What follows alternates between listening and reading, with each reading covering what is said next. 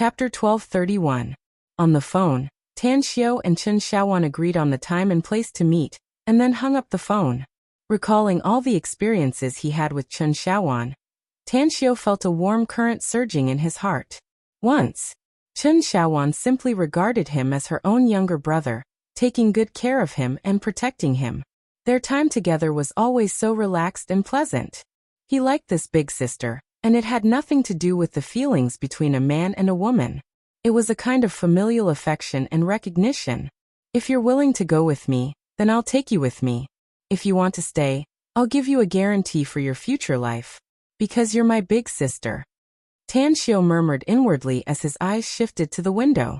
The surrounding high-rise buildings were constantly moving backward, and the bustling streets were bustling with people shuttling back and forth between the rows of shops, buying a dazzling array of goods.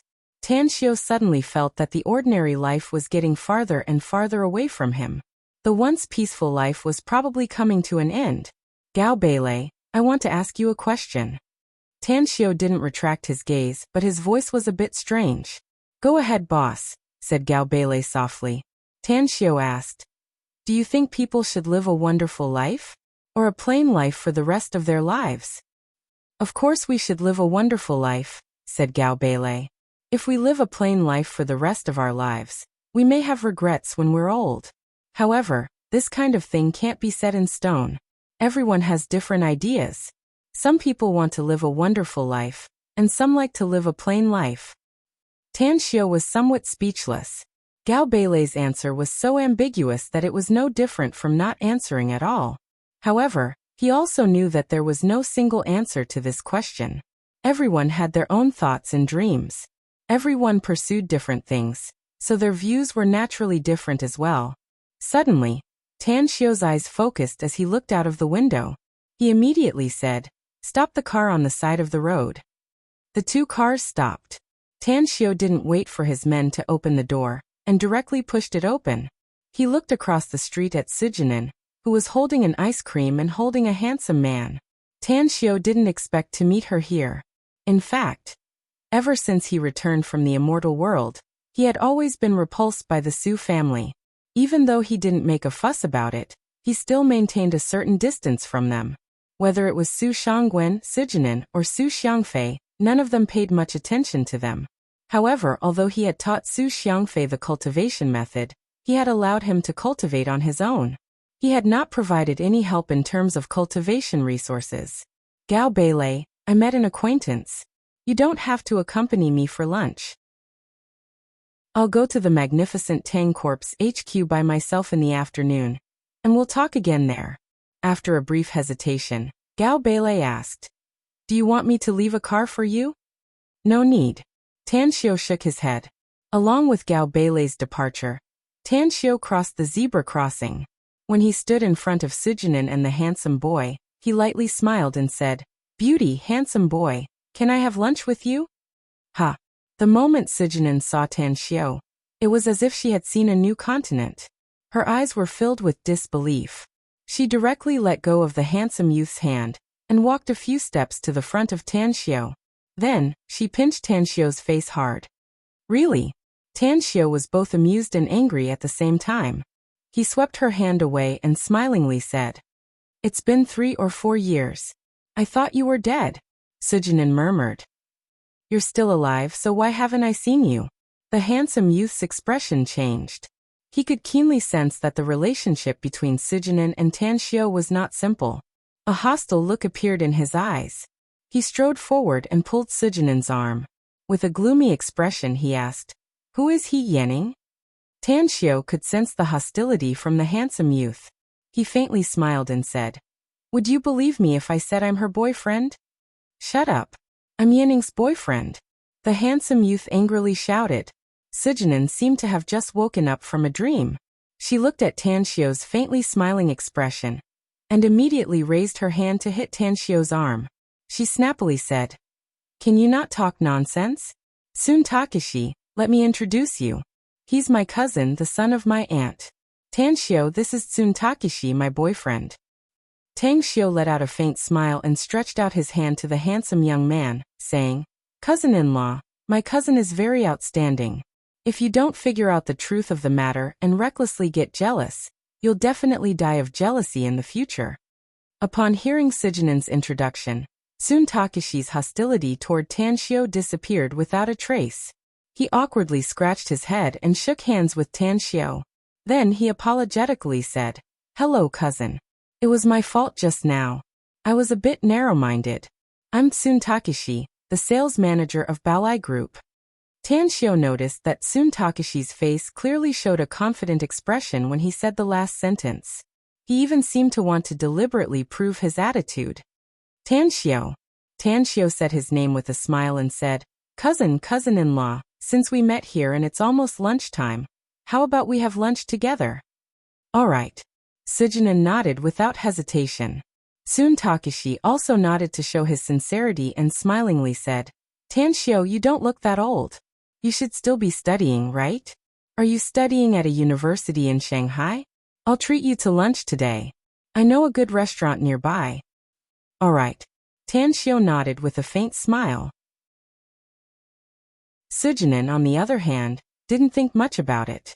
Even if Tanshio's identity was a bit scary, she had never told anyone about her relationship with Tanshio before, especially in front of her lover. She was afraid that the other party's attitude toward her would change, because she was Tanshio's cousin. At the Everlasting Feast Hall, Tanshio followed Sun Takeshi and Sujinen to the restaurant, which turned out to be the Everlasting Feast Hall's branch in Shanghai. A smile appeared on Tanshio's face when he saw the familiar plaque.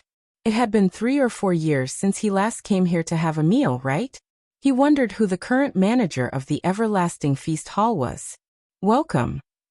After the trio entered the room, the 2 waitresses bowed and greeted them. At the same time, a waiter quickly walked over and smilingly said, "Excuse me, are there 3 of you?" Sun Takeshi maintained his elegant demeanor and smilingly said, "Yes, there are 3 of us. Please come inside." The waiter was a new face, so he didn't know who Tanshio was. He led the trio inside and arranged seats for them. At this time, there were many guests in the restaurant's lobby on the first floor, but fortunately, there was an empty table near the window. Tanshio looked around the restaurant and secretly sighed inwardly. It had been 3 or 4 years, and the place had changed. He only found 2 of the old employees here. The 2 of them were still greeting other guests and didn't notice him.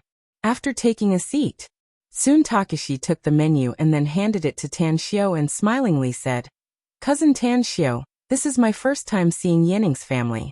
Fortunately, I'm only a few years older than you, so we should have a lot of common topics to talk about. Order whatever you like. I'm ready to spend my hard-earned capital to curry favor with your future wife's family today." A trace of shyness appeared on Sujinen's face. She patted Sun Takeshi's arm and let out a hollow laugh. "What the hell are you talking about? I haven't even promised to marry you yet." Looking at the shyness on Sujinen's face, Tanshio realized that his cousin might really like Sun Takeshi. Therefore, he nodded with a smile and ordered the 6 best and most expensive signature dishes of the Everlasting Feast Hall. Then he returned the menu to Sun Takeshi and smilingly said, "I've ordered, cousin-in-law. Do you want to add more?" Sun Takeshi could only force a wry smile inwardly. Each of the 6 signature dishes Tanshio had just ordered was expensive. Even if he didn't order more dishes, he would probably have to spend half a month's salary on today's meal. Although he felt a bit pained, he still ordered 2 more dishes. "You ordered too much. It'll be a waste if we can't finish it." Sujinen shook her head and smiled.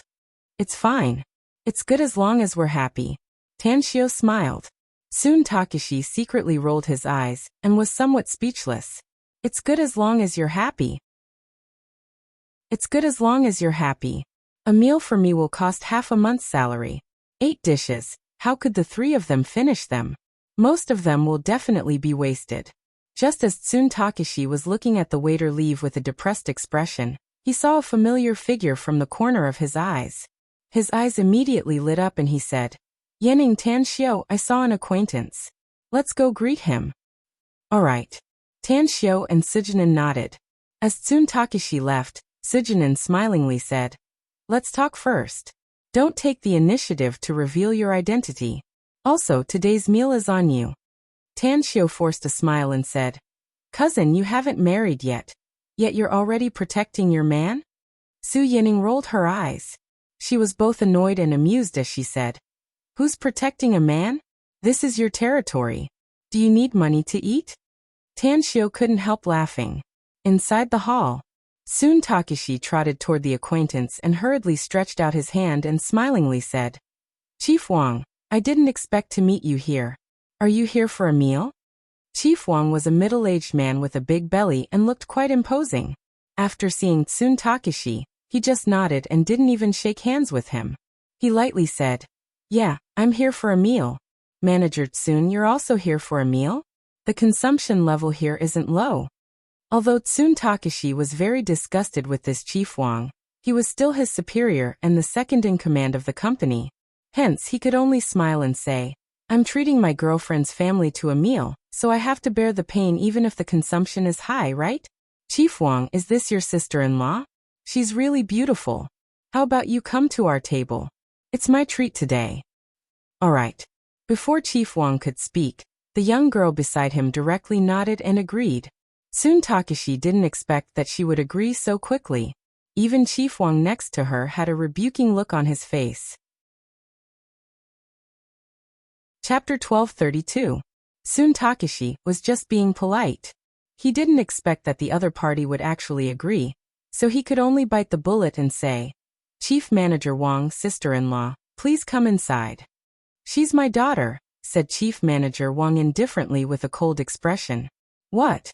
Soon Takeshi stared blankly for a moment, before an awkward expression appeared on his face. He hurriedly said, "I'm sorry. I didn't figure out her identity," and spouted nonsense. "Chief Manager Wang, Miss Wang, please come inside. You really have no taste.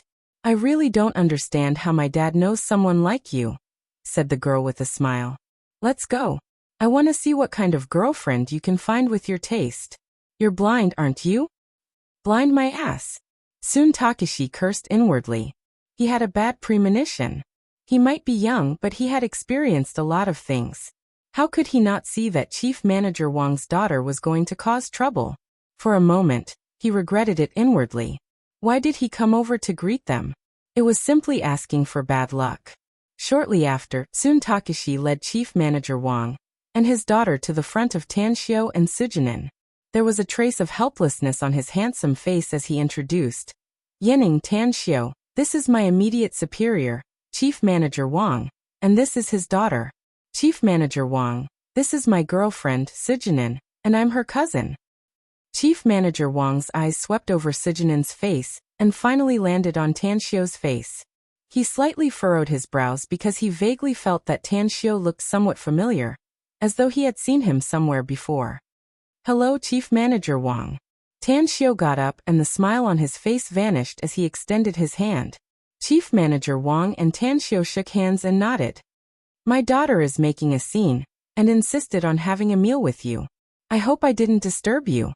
But we still have something to do, so we won't be dining with you. I hope you enjoy your meal. Dad." The girl's eyes never left Tanshio the moment she saw him. When she heard that her father was going to take her away, she hurriedly grabbed President Wang's arm. Tanshio was disgusted by the girl's gaze because he felt like he was being stared at by a female pervert. Even from the girl's aura, Tanshio could feel that she had made love with a man and a woman at most 2 hours ago. "Since Mr. Wang has something to do, we won't hold you back." Mr. Wang looked at his daughter and then at Tanshio. Suddenly, he felt a little helpless. He looked at Tanshio indifferently and said, "In." Then he ignored his daughter's pleading eyes and dragged him away. He moved more than 10 meters away. Chief Wang's eyes suddenly lit up. He looked at the Everlasting Feast Hall's manager who was rushing over and immediately greeted him with a smile. "Manager who? My daughter has always been thinking about your Everlasting Feast Hall's dishes. I just finished my work and she pulled me over." "You."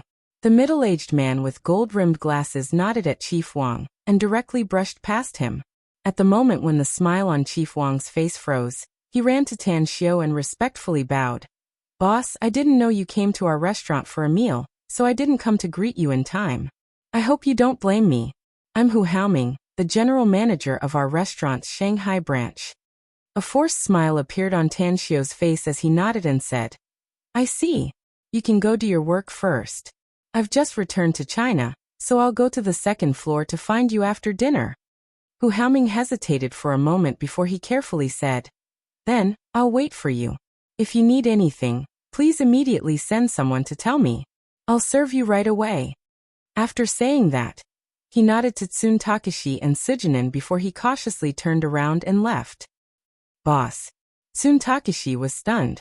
He knew the general manager of this restaurant, and also knew that he was very famous in the restaurant industry in the imperial capital. But never in his wildest dreams did he expect that the high-class restaurant he had randomly chosen was actually owned by Tanxio. You should know.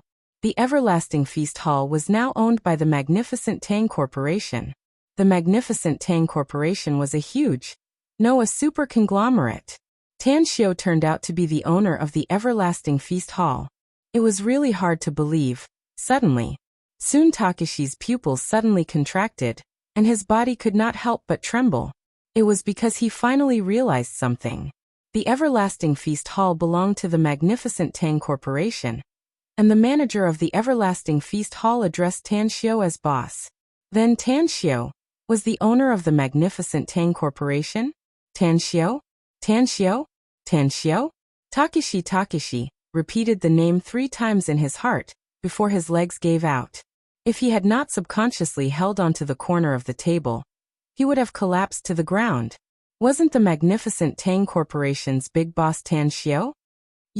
Takeshi's lips squirmed, but he didn't know what to say.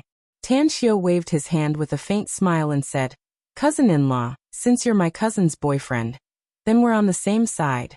We're on the same side, so there's no need to care about our identities and backgrounds.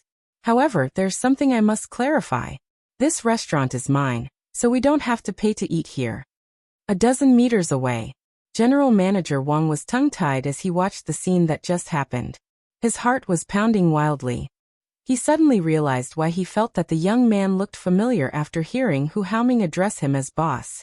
He was the owner of the Everlasting Feast Hall, and also the Magnificent Tang Corporation's big boss, Tanxio. I'm so fucking stupid. Deep regret was born inside General Manager Wang's heart. Had it not been for the public, he would have slapped himself hard. Who was Tanxio? He was the Magnificent Tang Corporation's big boss, the famous young divine doctor of China.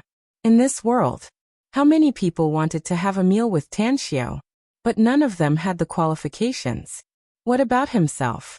It was a once-in-a-lifetime opportunity to curry favor with him. Yet he actually refused it. If this matter is known to outsiders, they will definitely point at my nose and call me an idiot, right? General Manager Wang squeezed out a smile that was uglier than crying. What happened to you, Dad? Although the girl was a bit regretful that she couldn't have a meal with such a super handsome man, she still noticed that her father's expression wasn't right and hurriedly asked, My dear daughter, Dad didn't listen to you this time. I really missed a great opportunity to hug your thigh, said General Manager Wang bitterly. What do you mean? The girl was confused. Do you know about the Magnificent Tang Corporation? Asked General Manager Wang in a low voice. Is there anyone in China who doesn't know about it? The girl nodded. If there's anyone who doesn't know about it, then he must have just returned from an alien planet. That young man just now is the Magnificent Tang Corporation's big boss, Tanxio, said General Manager Wang bitterly. What? Exclaimed the girl. General Manager Wang hurriedly grabbed the girl's arm and pulled her toward the outside. Although he was full of regret, he was also secretly glad that this Tsun Takeshi turned out to be Tanxio's cousin-in-law. He must never put on airs in front of Tsun Takeshi in the future, and even treat him as a living ancestor. In the hall, Tsun Takeshi was pulled by Sujinin to take a seat, yet he felt as though he was sitting on pins and needles. He never dared to dream about having a meal with the Magnificent Tang Corporation's big boss, Tanxio, one day. He recalled how he faintly pretended to be in front of Tanxio, and even deliberately introduced his job and identity. He was so ashamed that he couldn't wait to find a hole to burrow himself into. Looking at Tsun Takeshi's appearance, Sujinin suddenly felt a headache and said, We should have changed to another restaurant. Judging from his appearance, I think he won't be able to have a good meal. Tanshio also sighed inwardly. But he could understand Sun Takashi and smilingly said, "Cousin-in-law, you don't need to restrain yourself in front of me. I may be the magnificent Tang Corporation's big boss, but I'm just an ordinary person. Sujinin is my cousin, and it's enough that you're with her, not because of the relationship between me and her. You love each other, and we're also relatives. I hope you can treat my cousin well in the future." "I will." Sun Takashi calmed himself down and turned to look at Sujinin deeply before he nodded heavily. "You don't blame me for not telling you earlier, do you?" asked Sujinin. Sun Takashi shook his head and forced a wry smile. "It's fortunate that you didn't tell me earlier, else I'm afraid that my thoughts with you won't be pure. Elder Tang. Tanshio, since you're the owner of this restaurant, then I don't need to pretend to be a big shot and rush to treat you to a meal. This cup of wine is for you. After all, you're someone I admire." "All right." Tanshio picked up his wine cup and clinked it with Sun Takashi's before he gulped down the white wine he had just poured in his cup. Lunch. Tanshio and Sujinin ate and drank to their heart's content, but Sun Takashi was still a bit restrained. It was likely that he didn't even have a good taste of the food. After the meal, Sujinin and Sun Takashi left. But before they left, Sujinin told Tanshio that her family was now in Shanghai. She hoped that Tanshio would come to their home for a meal when he had free time in the next few days. Shortly after, Tanshio went to the second floor to meet with General Manager Hu Haoming. They chatted for a while, and then left the everlasting feast hall. He casually hailed a taxi on the street and rushed to the Magnificent Tang Corporation's HQ. At the Magnificent Tang Industrial Park. The Magnificent Tang Corporation's headquarters was located on the outermost periphery of the industrial park. When Tanshio got off the taxi, he looked up at the dozens of floors of the high-rise building and secretly felt satisfied. The HQ of the Magnificent Tang Corp was a design he had drawn himself. He found that the effect of the construction was much better than he had imagined when he looked up at it from below. Magnificent. Just these two words fully interpreted the HQ of the Magnificent Tang Corporation. Tanshio stepped on the stairs and passed through the wide fountain square. After he came to the entrance of the building, he saw many people swiping their work cards and entering. Tanshio went straight to the two security guards on the left and said, "I'm Tanshio, the owner of this company. But I don't have a work card, so please give me one." "Boss. Tanshio?" The two security guards didn't know Tanshio. They exchanged dismayed looks and didn't know what to do. Chapter 1233. Looking at their blank expressions, Tanshio's figure flashed and disappeared in front of them. In the next moment, he appeared in the general manager's office on the 66th floor of the Magnificent Tang Corporation.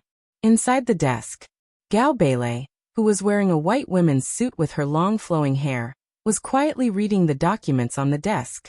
When she realized that there was a figure in front of her, she immediately looked up and saw Tanshio. "Boss."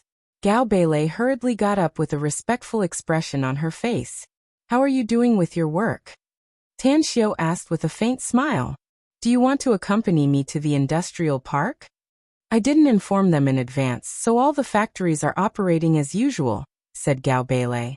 "Do you have any factories you want to go to?" "Let's go to the winery. Anything else is up to you," said Tanshio lightly. "All right."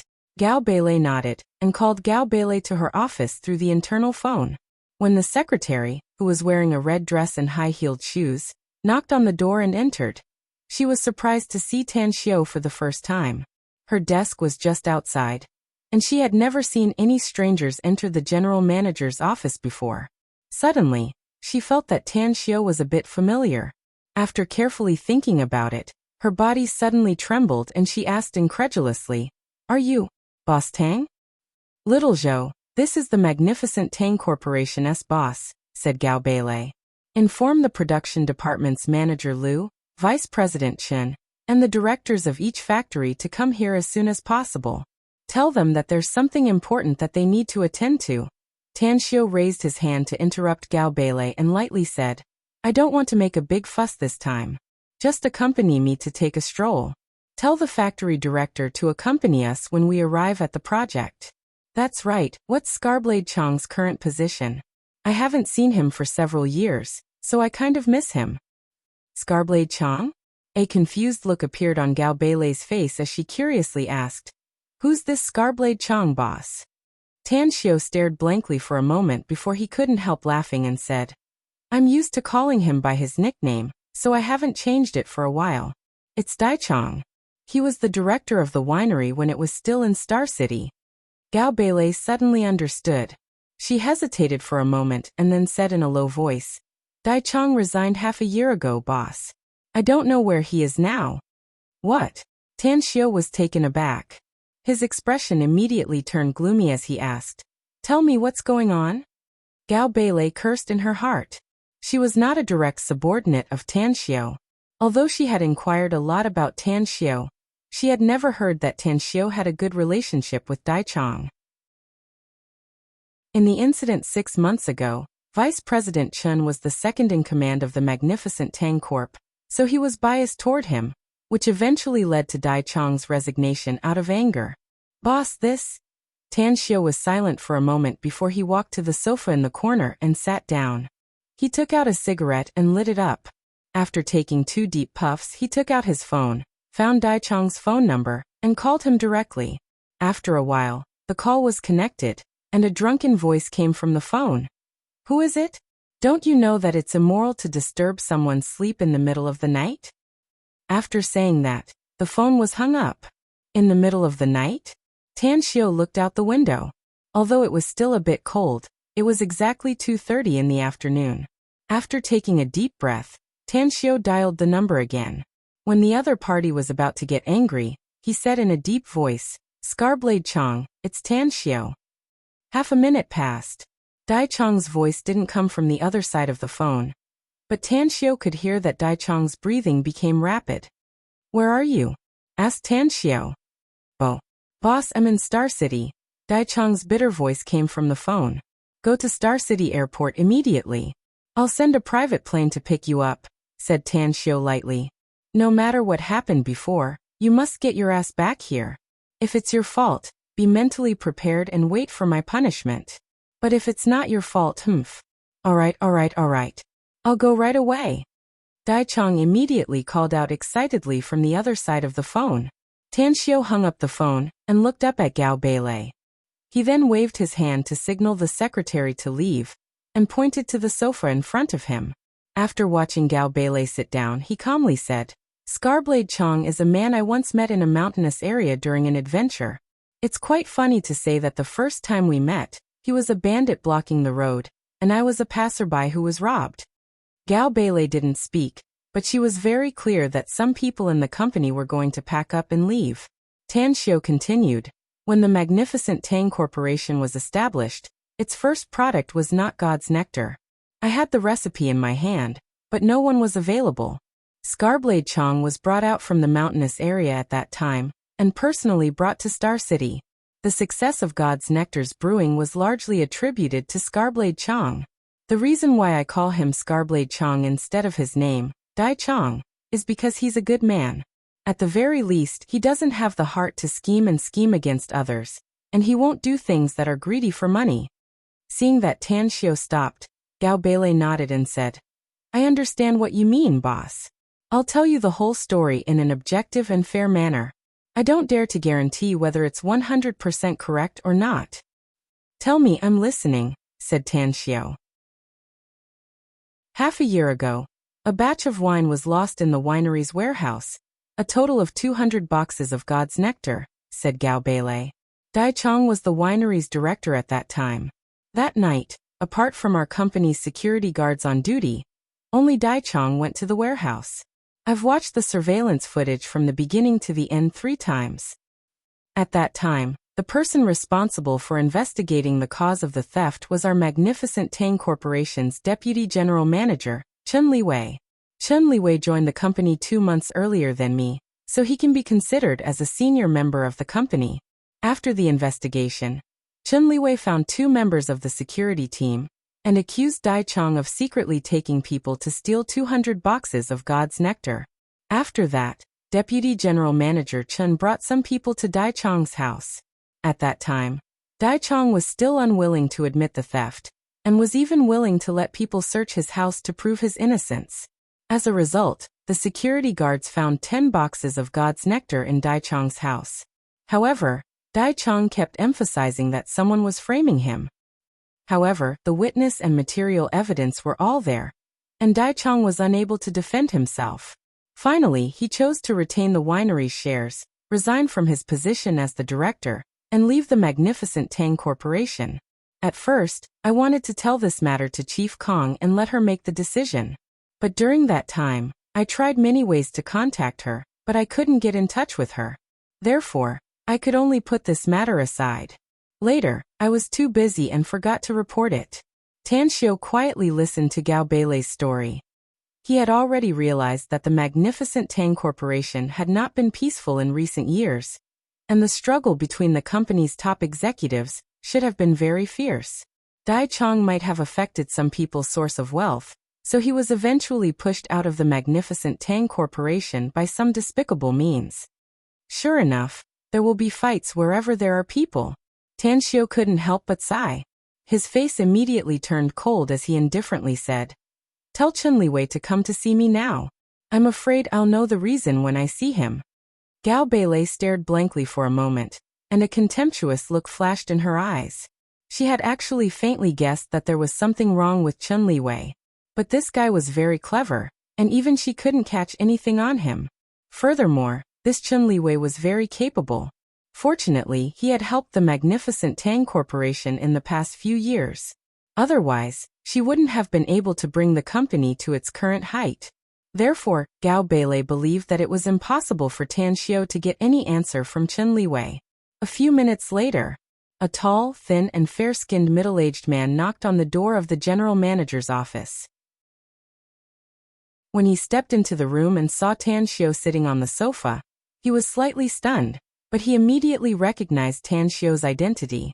A few steps forward, he looked pleasantly surprised and said, "Hello, boss. I'm Chen Liwei. This is the first time I see you since I've been in the magnificent Tang Corporation for nearly 3 years." Tan Xiu observed Chen Liwei, and keenly found that he had a vicious aura, which indicated that Chen Liwei had killed people, and the number of people he had killed should be more than one. Furthermore, Tang Xiu also found that there was a hidden scent left behind after a man and a woman had made love with each other, indicating that within 2 hours, Chen Liwei had experienced the act of changing women to make love. "You're Chen Liwei, right? Come and sit cross-legged in front of me," said Tan Xiu as a smile appeared on his handsome face. Chen Liwei stared blankly and hesitated. "Boss, you want me to sit cross-legged on the floor?" "What's wrong?" asked Tan Xiu with a smile. "Can't I?" Chen Liwei quickly shook his head and said, No. I'll do whatever you tell me, boss. It's just that I'm a bit puzzled why." Tan Xiu interrupted him with a smile on his face. "I'm sure you're well aware of my other identity. Since I'm a Chinese medicine practitioner, I naturally have to care about the health of my employees. I can see that your footsteps are weak, and you seem to be a bit overworked, so I need to diagnose you to see if there's anything wrong with your body." Chen Liwei immediately felt relieved after hearing it. When he walked to Tan Xiu and sat cross-legged in front of him, he said with a smile, "I'm very touched that boss is so considerate toward his subordinates. I'll definitely work harder in the future to make our magnificent Tang Corporation shine again." "You won't have the chance." The smile on Tan Xiu's face instantly disappeared. While Chen Liwei was in a daze, Tan Xiu's right hand pinched the top of his head and cast a secret technique to forcibly check Chen Liwei's memory. Had it been 3 years ago, even if Tan Xiu could forcibly check someone's memory through a secret technique, he would only be able to get some fragmented memories. Chapter 1234. The current Tan Xiu was no longer the same as before, so he could easily check Chen Liwei's memories when he saw the painful expression on his face. But as he checked his memories, Tan Xiu's expression became more and more indifferent, to the point that it could only be described as anger. "God damn it." Tan Xiu squeezed his fingers and directly crushed Chen Liwei's skull, and then punched him to death. Through Chen Liwei's memories, Tang Xiu knew that this guy was simply a sinister, black-bellied, and ambitious man. Before he joined the magnificent Tang Corporation, he had a great reputation abroad, but many of his means were despicable and shameless. Ever since he joined the magnificent Tang Corp, he used all kinds of despicable and shameless means to climb up and eventually became the number 2 figure in the company. Scarface Chong. He fell into Chun Liwei's hands because Chun Liwei had secretly contacted Scarface Chong and wanted to secretly make a batch of God's nectar with him, and then sell it through private channels for personal profit. When Scarface Chong refused, he even scolded him and almost beat him up. Therefore, Chun Liwei harbored a grudge against Scarface Chong. Through a series of arrangements, he finally forced Scarface Chong to leave the magnificent Tang Corp, and Chun Liwei also placed his confidant in the position of the winery's director. In just half a year, Chun Liwei secretly stole God's nectar, and then sold it through special channels, collecting all the money he earned. Half a year. Just from the God's nectar alone, he had made hundreds of millions in wealth.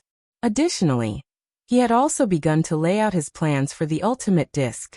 If he hadn't made this trip, if he hadn't found out about Scarblade Chong, he would have replaced the factory director responsible for the production of the ultimate disc in a few months and made him his confidant. Then he would have stolen the ultimate disc for personal gain. You're too bold and greedy. Tang Xiu kicked Chun Liwei's body away and looked at Gao Beilei, who looked frightened as she got up from the sofa and kept retreating backward. Then he indifferently said, I originally promised you that I would give you 10% of the company's shares 2 years later, if you can manage the magnificent Tang Corporation well. But you used the wrong people and cultivated the magnificent Tang Corp's vermin, so you must be punished. 2 years later, you can only get 5% of the magnificent Tang Corporation's shares at most. Gao Beilei stopped and looked at Tan Xiu in horror. She said in a panicked tone, Why did you kill him? Kill him? Tan Xiu sneered.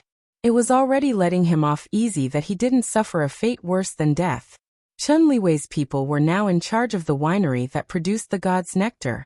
In just half a year, he secretly abused his power for personal gain and sold the God's nectar in private, earning hundreds of millions of yuan.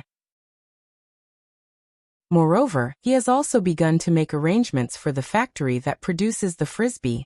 Once the factory director there becomes Chun Liwei's man, he will be able to earn even more wealth. Not even 3 years. Do you know how much he's gained from the magnificent Tang Corporation? Gao Beilei said in disbelief. How is this possible? Tan Xiu sneered. I've looked through his memories. How could it be wrong? Gao Beilei's body trembled, and she subconsciously retreated again. As she retreated, she asked, You're talking nonsense. How could you have looked through Chun Liwei's memories? You. Her words came to an abrupt halt. Her expression turned extremely fearful, as though she had seen a ghost in broad daylight. It was because she saw with her own eyes that Tan Xiu's sitting body had floated up. Not only that, but she was also shocked to find that all the movable objects in the entire office were also floating up. Why was I able to establish the magnificent Tang Corporation so easily? Tan Xiu sneered. Why was I able to make a lot of wealth so easily? It's because I'm not an ordinary person. I already told you that I don't care about money, because the amount of money doesn't mean much to me. Gao Beilei, you can sit in the position of the magnificent Tang Corporation's general manager, and can summon wind and rain on Wall Street. You must have seen a lot. Don't you know that there are many cultivators in the world? Whoosh! As Tan Xiu's voice faded away, a figure appeared in the room. A slightly stooped young man silently appeared in front of Gao Beilei. He stared at Tan Xiu as though he was facing a formidable enemy, and shielded Gao Beilei behind him. Tan Xiu raised his brows and lightly smiled. It seems that you know about the existence of cultivators, because this man of yours doesn't seem to be weak. Gao Beilei only saw a blur before she found her bodyguard appearing in front of her. This unimaginable situation made her flustered. She had only heard rumors about the existence of cultivators in this world, but she had never seen a cultivator before. She didn't know what kind of abilities a cultivator had. This bodyguard of hers was a pitiful man whom she had helped when she was in Country M. At that time, she saved this young man when he was injured. After the young man had recuperated, he had stayed by her side, and had once shown some extraordinary martial strength. But she really didn't know that this bodyguard of hers was a cultivator. What's going on here, Reese? How did you suddenly appear in front of me just now? Are you really like what he said, a cultivator? Gao Beilei suppressed the horror in her heart and quickly asked. The young man turned his head and squeezed out a smile that was uglier than crying, saying, I'm indeed a cultivator, boss. I used to think that I was already very powerful, but compared to him, I'm not his opponent at all. You still have a bit of self-awareness, Tan Xiao said with a faint smile. With that said, Tan Xiao gently waved his hand. The young man's body was instantly bounced away and quickly hit the wall, unable to move again. Gao Beilei's body was also swept away by a stream of air, and then thrown back to the opposite sofa.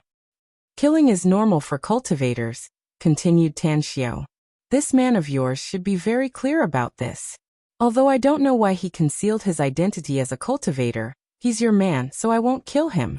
It's just that the magnificent Tang Corporation is still mine now, and a malignant tumor like Chen Liwei has appeared. I need to move my hands and feet to directly remove him. Gao Beilei gradually put away the fear in her heart. She stared at Tan Xiao and asked, Can I resign? I won't hold you back if you want to resign, said Tan Xiao indifferently. At most, I'll feel a bit regretful inside. However, I'm going to withdraw Kong Xia's protection for you. Kong Xia? Protection? What do you mean? Asked Gao Beilei with a confused look. Tang Xiao clapped and lightly said, All of you come out. Immediately, 2 men and 2 women appeared in the office out of thin air. The 4 men quickly saluted and respectfully called out, Your Majesty. Tan Xiao nodded and said, It should be you who have been secretly protecting Gao Beilei's safety these years, right? If she insists on resigning later, you don't need to stay by her side anymore. Understood. The 4 respectfully replied. Tan Xiao thought for a while and took out a pen and paper. He quickly wrote the names of more than 20 people, and then threw it to one of them. Then he said, Go to the winery and dispose of the director. Beat up all the people on this list and make them spit out all the benefits they've gained from the magnificent Tang Corp all these years. Then tell them to get the hell out of here. Understood. The 4 of them answered and instantly disappeared from where they were. Gao Beilei looked incredulous and murmured, They have been secretly protecting me for the past 2 to 3 years. That's right. That's why I said that Kong Xia has been good to you, said Tan Xiao indifferently. The 4 of them were originally Kong Xia's bodyguards, but after Kong Xia left, she left them to you. However, it's normal. After all, you're the general manager of the magnificent Tang Corporation, and control the entire operation of the company. If your safety can't be guaranteed, it will affect the company's development. Gao Beilei took a deep breath and dispelled all the fear in her heart. Then she said in a deep voice, I can choose not to resign, boss. But I have a question that you must answer me. Tang Xiao let out a smile and lightly said, You want to ask me who I am, don't you? That's right. Gao Beilei nodded. Tan Xiao retracted his aura and released the young man who was stuck on the wall. Then he lightly smiled and said, You should have heard of Chinese cultivators, right? The young man sprinted to Gao Beilei's side and said with a bit of respect on his face, I know that Chinese cultivators are very mysterious and their cultivation is unfathomable. If she hadn't come to China to serve as the general manager of the magnificent Tang Corporation, I would never have set foot in this country.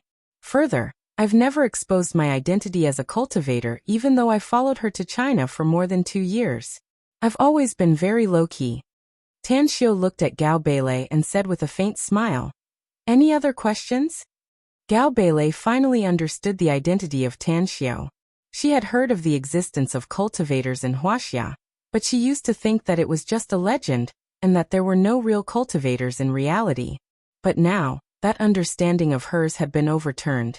And only now did she understand that she'd really been a frog in a well. Suddenly, her expression changed and she curiously asked, If I didn't hear it wrong, they called you Your Majesty? You. Tan Xiao lightly smiled and said, It's best that you don't ask about this matter again, because you're not qualified to know it. What you need to know is that I have no enmity towards you. As long as you don't harm my interests, I won't hurt you. What you need to do is to develop the magnificent Tang Corporation well, and help me earn more money in the next 2 years. That's right, Tang Xiao. Gao Beilei knitted her brows and asked, If you say that you're the richest man in the world now, I'm afraid I'll believe it. Why do you need to make money so urgently? What's the point of asking for so much money? Chapter 1235.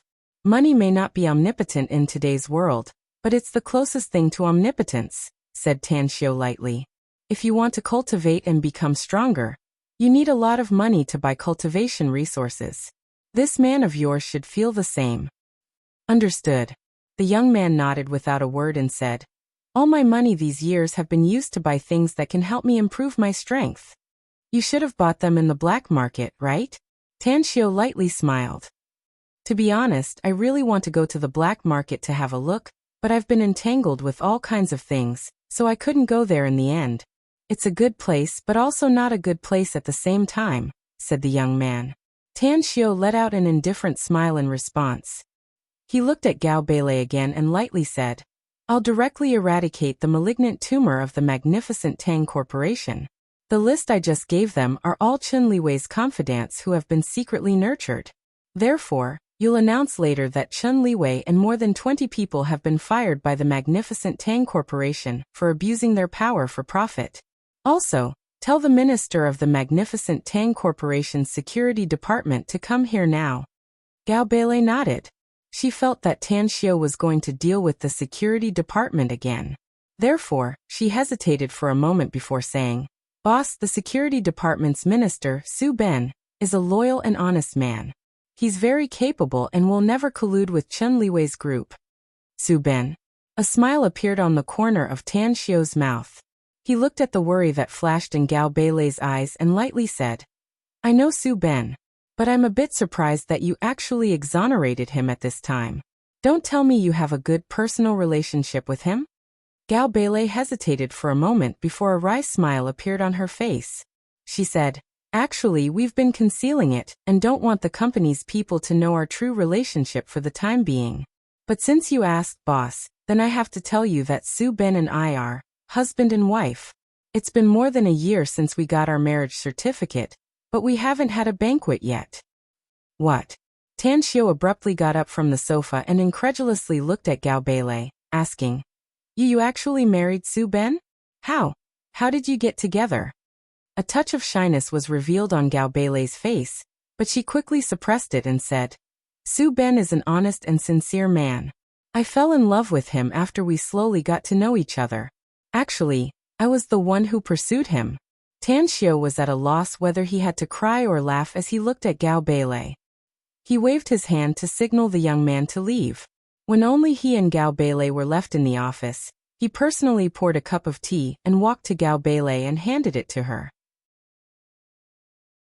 Looking at the flattered look on her face, he helplessly said, Sister-in-law, I didn't know about your relationship with Brother Kai before, so I hope you don't mind if I offended you.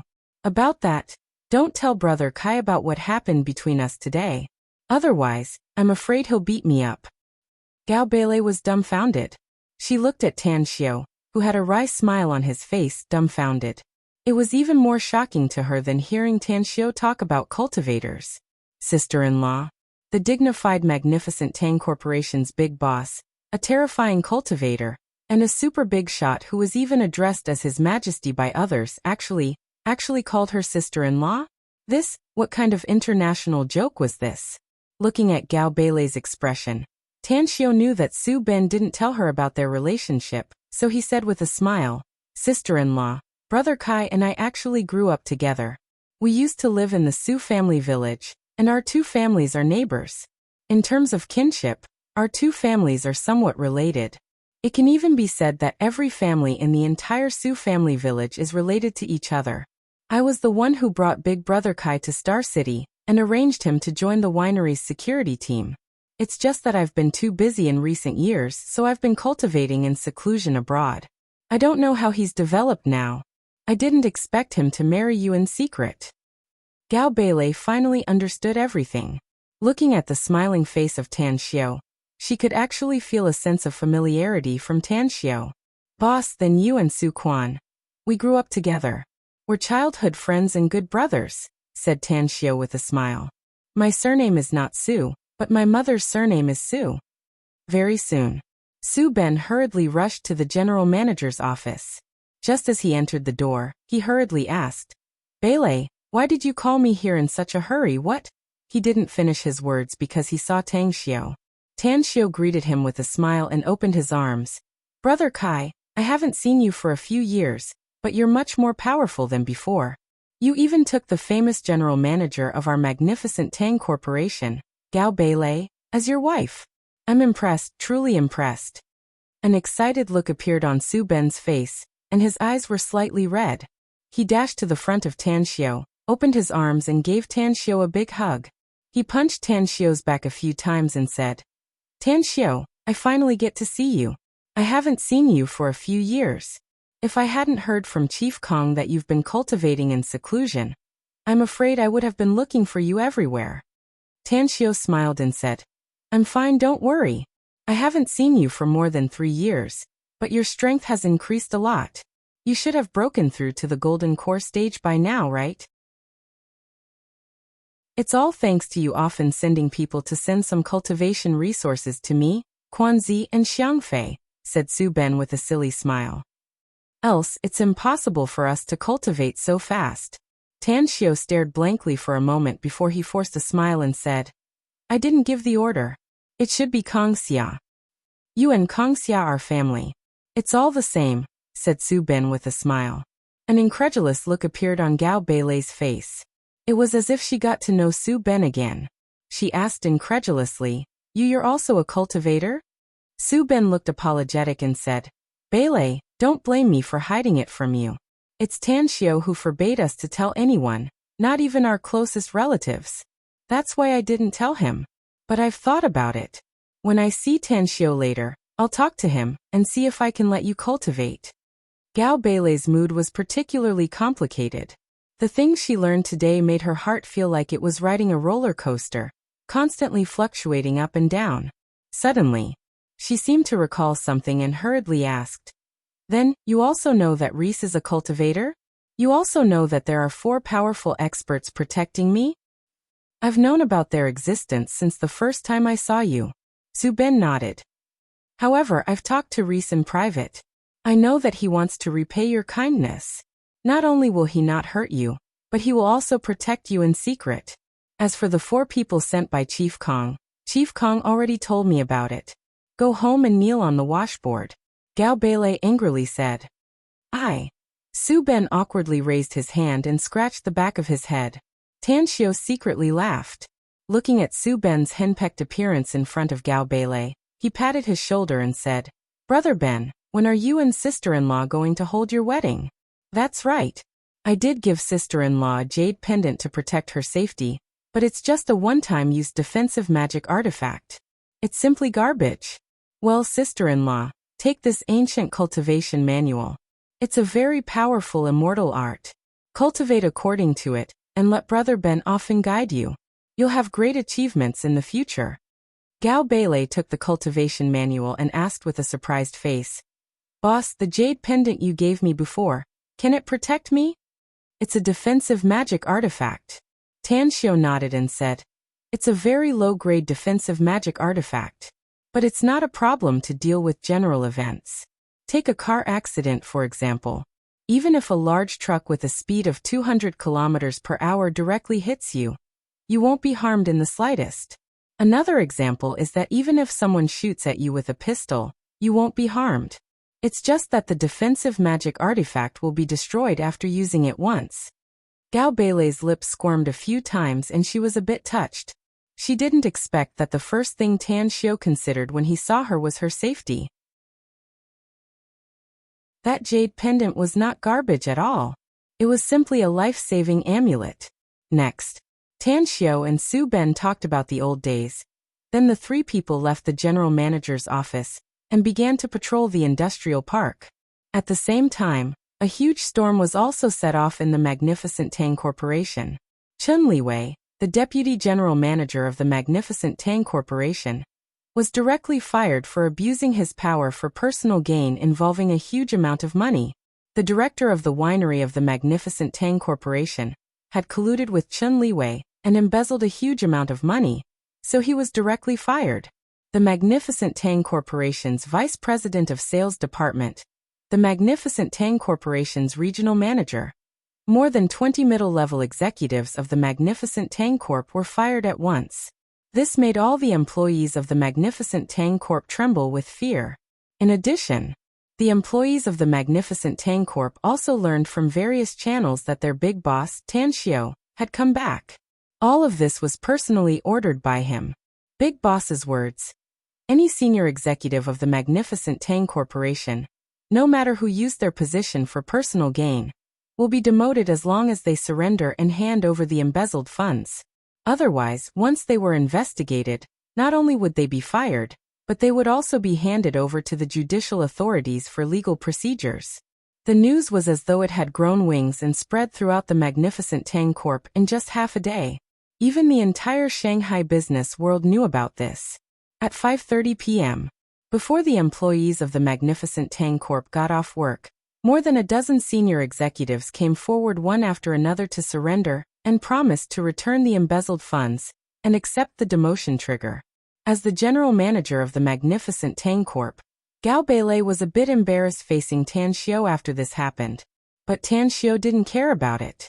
He smiled and comforted her with a few words, and then directly turned the page. His action made Gao Beilei feel grateful and warm inside Su Ben's heart. It was at this time. Another explosive news quickly spread throughout the Magnificent Tang Corp, causing an uproar. Today's 3 p.m. has ended. Weekly asking for a monthly vote _. Chapter 1236. The news quickly spread throughout the Magnificent Tang Corporation. General Manager Gao Beilei and Security Minister Su Ben secretly got married a year ago and became a legal couple. Big Boss Tan Xiao and Security Minister Su Ben grew up together. Tan Xiao calls Gao Beilei's sister-in-law in front of many people. For a moment, the entire Magnificent Tang Corp's employees looked at Su Ben with different eyes. Because even a fool could see that the real big shot of the Magnificent Tang Corp, aside from Big Boss Tan Xiao, was Su Ben. He had a brother like the big boss and a wife who was the general manager.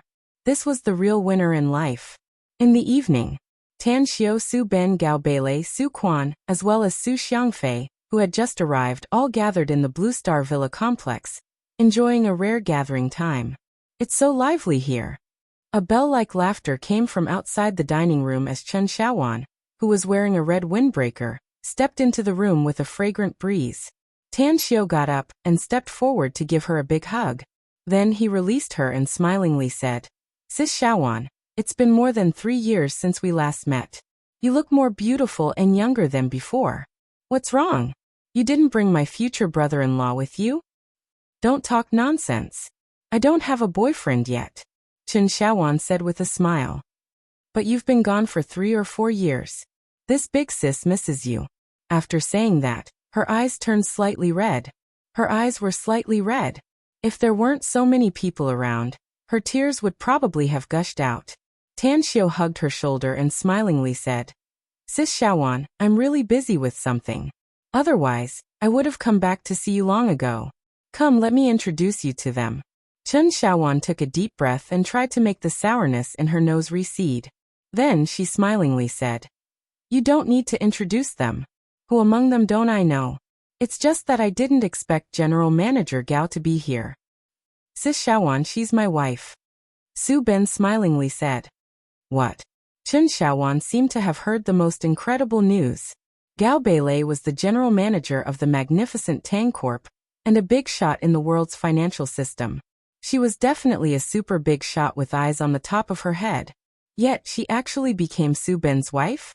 What? Was this an international joke? They should be people from 2 different worlds. Tan Xiao said with a smile, "Sister Xiaowan, I was also shocked when I first found out about it. Later on, I figured it out. It's called everyone has their own preferences. General Manager Gao likes Brother Kai's green foxtail, so she's willing to marry him with her red flower." Haha. A group of people burst into laughter. Even Su Ben was scratching his head, not knowing whether to laugh or cry. Because they weren't outsiders, the atmosphere was quite harmonious. Just when everyone was about to eat and drink to their heart's content, Scarblade Chong hurriedly arrived.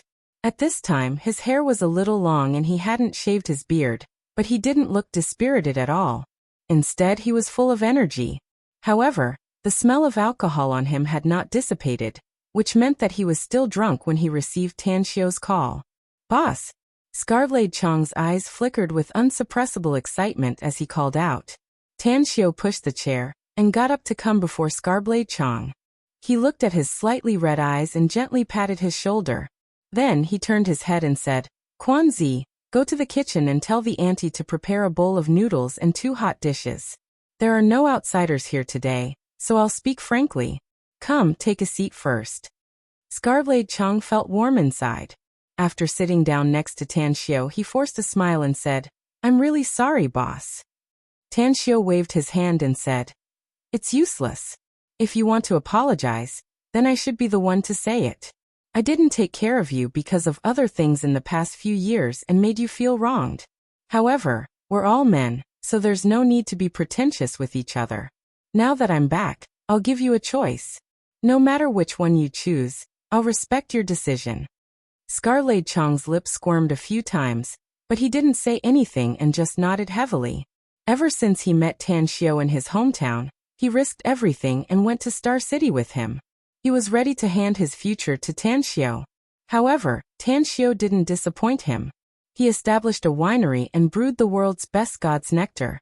The magnificent Tang Corporation also developed rapidly, so much so that he became a billionaire in just a few years. Even if he eventually left the magnificent Tang Corporation and gave up his position as the winery's director, he still had several billion yuan in his bank account, which was just his dividends from the past few years.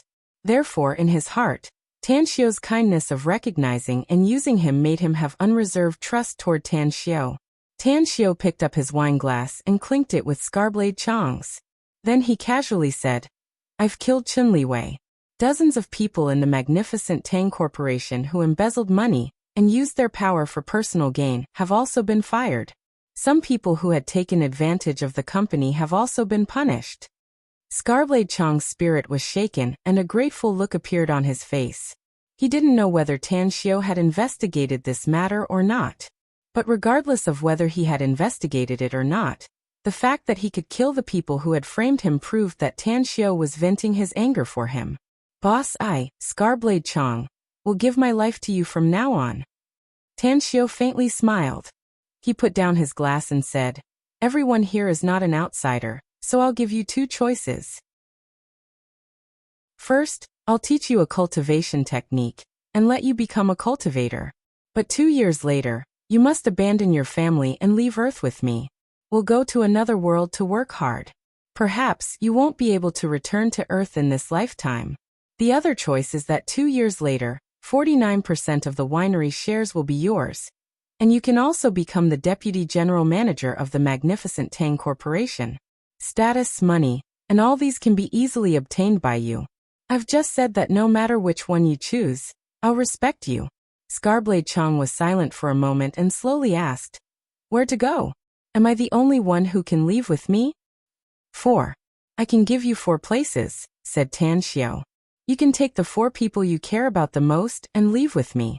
Of course, the 4 of them can also cultivate and leave with you in the future. As for the place, you should have heard about it. It's the legendary Immortal world." "3. I only need 3. Scarblade Chong said in a deep voice. "Boss, I'm indebted to you for knowing me and helping me. I can feel that you really regard me as one of your own. My parents have passed away, and I only have a wife and a son and a daughter. These are the only real relatives I have. Have you really decided?" Tan Xiu asked with a smile. Scarblade Chong heavily nodded. An excited look flashed in his eyes as he said in a deep voice, "I've decided. Though I don't know how to cultivate and I don't know if the immortal world is really as wonderful as the legends say, I'm still willing to follow you, boss." Tan Xiu turned to look at Chen Xiaowan and smilingly said, "What about you, Sis Xiaowan? What can I do?" Chen Xiaowan hesitated. "Follow me and enjoy a happy life, or follow me and be killed," said Tan Xiu. "I don't understand what you mean," said Chen Xiaowan confused. You should have heard about cultivators ascending to become immortals, Sis Shawan, said Tan Xiao. In fact, it's not just a legend, but a real existence. Above our world, there is an even vaster immortal world with hundreds of millions of races. I have a blood feud with my enemies in the immortal world. And those enemies are very, very powerful. If you follow me to the immortal world, you may be able to stand above hundreds of millions of races in the future, overlooking all living beings. It's also possible that you'll be killed by my powerful enemies and have your soul scattered. This is the reason why I came back and took the initiative to call you. Chen Shaowan thought for a while and said, I'll go with you, brother. Have you thought it through? Asked Tan Xiao with a smile. Yes, I have. Chen Shaowan nodded. Since both of you have decided, then give up your work for the rest of the time, said Tang Xiao with a smile. You can go to Nine Dragons Island after you've arranged your private affairs. Where's Nine Dragons Island? Asked Chen Shaowan curiously. It's in the Pacific Ocean. I bought an island there, and it's also my base camp, said Tan Xiao with a smile. Chen Shaowan rolled her eyes and snappily said, You've bought an island, yet you only told me now? You really have no conscience. Conscience. Tan Xiao could only force a wry smile inwardly. He was too lazy to quarrel with a woman because he always lost every time he did so. Suddenly, I'll go with you to the immortal world 2 years later, Tan Xiao. You can find someone else to manage the magnificent Tang Corporation at that time, said Su Ben. Tan Xiao stared blankly for a moment before he couldn't help laughing and said, All right. I'll make the arrangements when the time comes. However, you Xiangfei Quanzi, and the rest of you are to arrange your work starting tomorrow.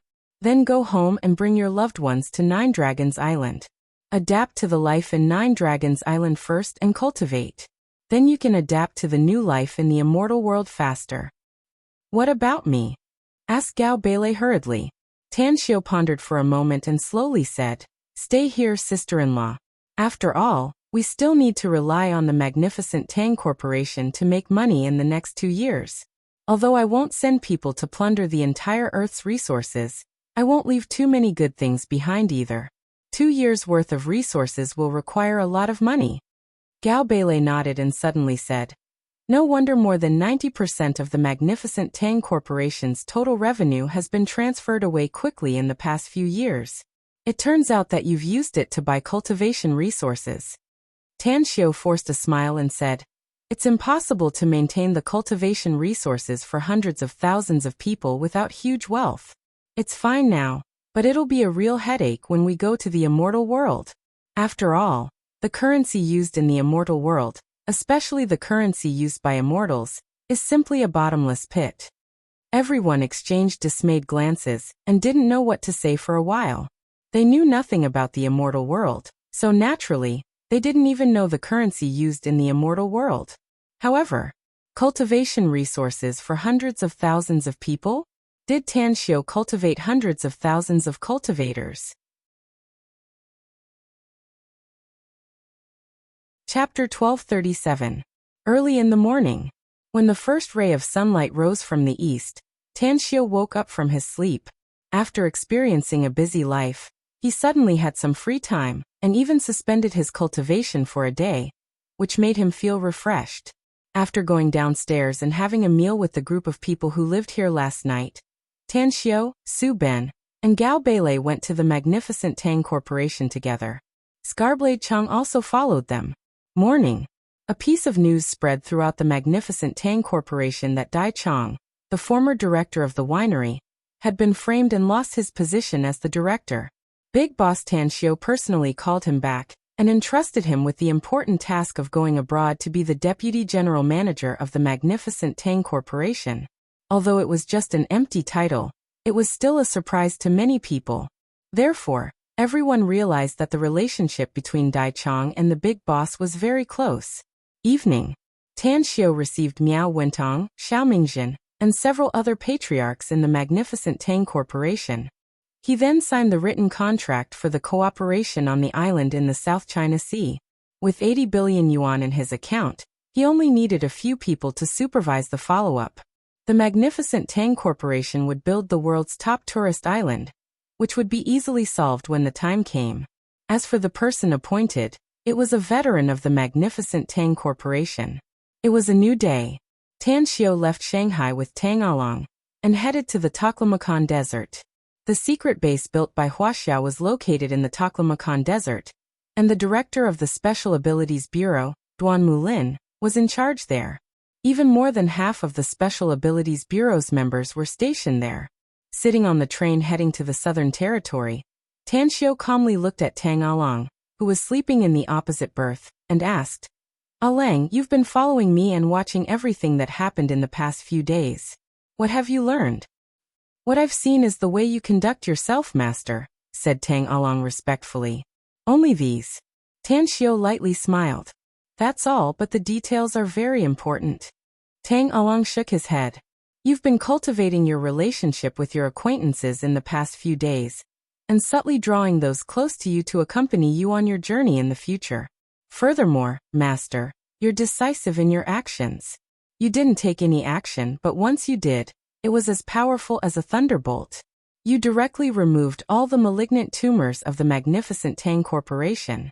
Through all these incidents, it has been shown that you are a person who values friendship and righteousness, as well as a person with means." Tan Xiu rolled his eyes and said angrily, "I didn't ask you to comment on how I behave." Tang Along smiled and said, "What I said is to express something, master." "What word?" Tan Xiu asked curiously. "Wise and far-sighted," said Tang Along with a smile. Tan Xiu shook his head and smilingly said, "It's really hard for you to flatter me in such a roundabout way. How's the content of the formation going?" "I understand 30% of it, but I don't understand at least 70% of it," said Tang Along. "However, I've marked down all the parts that I don't understand, so I can use this opportunity to ask you for guidance." And Tan Xiu nodded in response. The two of them sat on soft berths. Tan Xiu had previously considered explaining array knowledge to Tang Along along the way, so he bought all the 4 berths in this box. Time flew by. Tan Xiu taught along the way while Tang Along learned along the way. The master and disciple duo were in high spirits, one teaching and the other learning. Finally, after a few trips, the duo arrived at the edge of the Taklamakan Desert. On the way here, Tan Xiu had bought a lot of daily necessities, including food and water, which he stored in his interspatial ring. Hence, he wasn't worried about the lack of supplies in the desert. 2 days later, Tan Xiu walked in the desert, as though he was walking on flat ground as he quietly hurried along with Tang Along. Finally, the duo stopped at the edge of an oasis. "Master, we should be here after calculating the position," said Tang Along after taking out the map from his interspatial ring and carefully comparing it. "Yeah, it should be here." Tan Xiu nodded. "Also, what else did you notice?" Tang Along keenly observed the surroundings and pondered silently inwardly. Then he said, "The communication signal here has been blocked. My mobile phone has no signal, and the energy fluctuations in the surroundings are somewhat abnormal. Even the compass has lost its effect. Also, I just observed this oasis. It's very strange. There's no sign of life, not even a water source. Also, the heaven and earth spiritual chi here is much richer than I expected. It's reasonable to say that it shouldn't be this way since it's just an endless desert. Also, the temperature here is at least 20 degrees lower than the outside temperature when we stepped into the oasis. That's not normal." Tan Xiu slightly smiled and said, "You've observed it carefully, but you missed something." "What is it?" asked Tang Along confused. "The area we observed from a distance should be different from the area you saw when you stepped in, right?" asked Tan Xiu. Tang Along gave it a thought and immediately said with a bit of shame, "You're right, master. When we looked at the oasis from the outside, the largest area here was only the size of 4 or 5 basketball courts. But after entering this place, I can see at least 2,000 meters with my current eyesight. Yet there's still no end in sight. Also, although we stopped for a while, we still went 400 to 500 meters deep. Therefore, the visual distance from the outside is different from the real area here. You said before that not only did the heaven and earth spiritual chi become a bit different after we entered this place, but the energy fluctuations here are also abnormal," said Tan Xiu. Haven't you figured out why? Tang Along thought for a while and suddenly said, "This oasis is shrouded by an array, Master. It's just that we can't sense the existence of the array from the outside." Tan Xiu slightly smiled and said, "That's right. This place is indeed shrouded by an array, and it's one that I personally arranged. The area of this oasis is thousands of square kilometers. After I arranged the array, the area seems to have shrunk countless times. For the purpose of double insurance, all communication signals within a radius of several hundred kilometers are shielded. There's even a special magnetic field here, so even the satellites in the sky can't detect anything here." "What exactly is here, Master?" asked Tang Along confused. "You'll know it later," said Tan Xiu with a faint smile. "All right, shut up and listen more, see more and think more. The people who are going to pick us up are here." "Huh." Tang Along's expression suddenly shifted after hearing this and he glanced around. To his surprise, about 200 meters in front of him, a piece of green turf was suddenly lifted, and then a green vehicle roared out. In just a few seconds, the strange green vehicle stopped in front of him. Bam! The door was quickly opened and two strong young men got out of the car, holding submachine guns in their hands and wearing LCD glasses. They aimed their guns at Tan Xiu and Tang Along, as though they were facing a formidable enemy. "Who are you? How did you get here?" a young man in camouflage uniform with a grim face asked in a deep voice. "You're new here, aren't you?"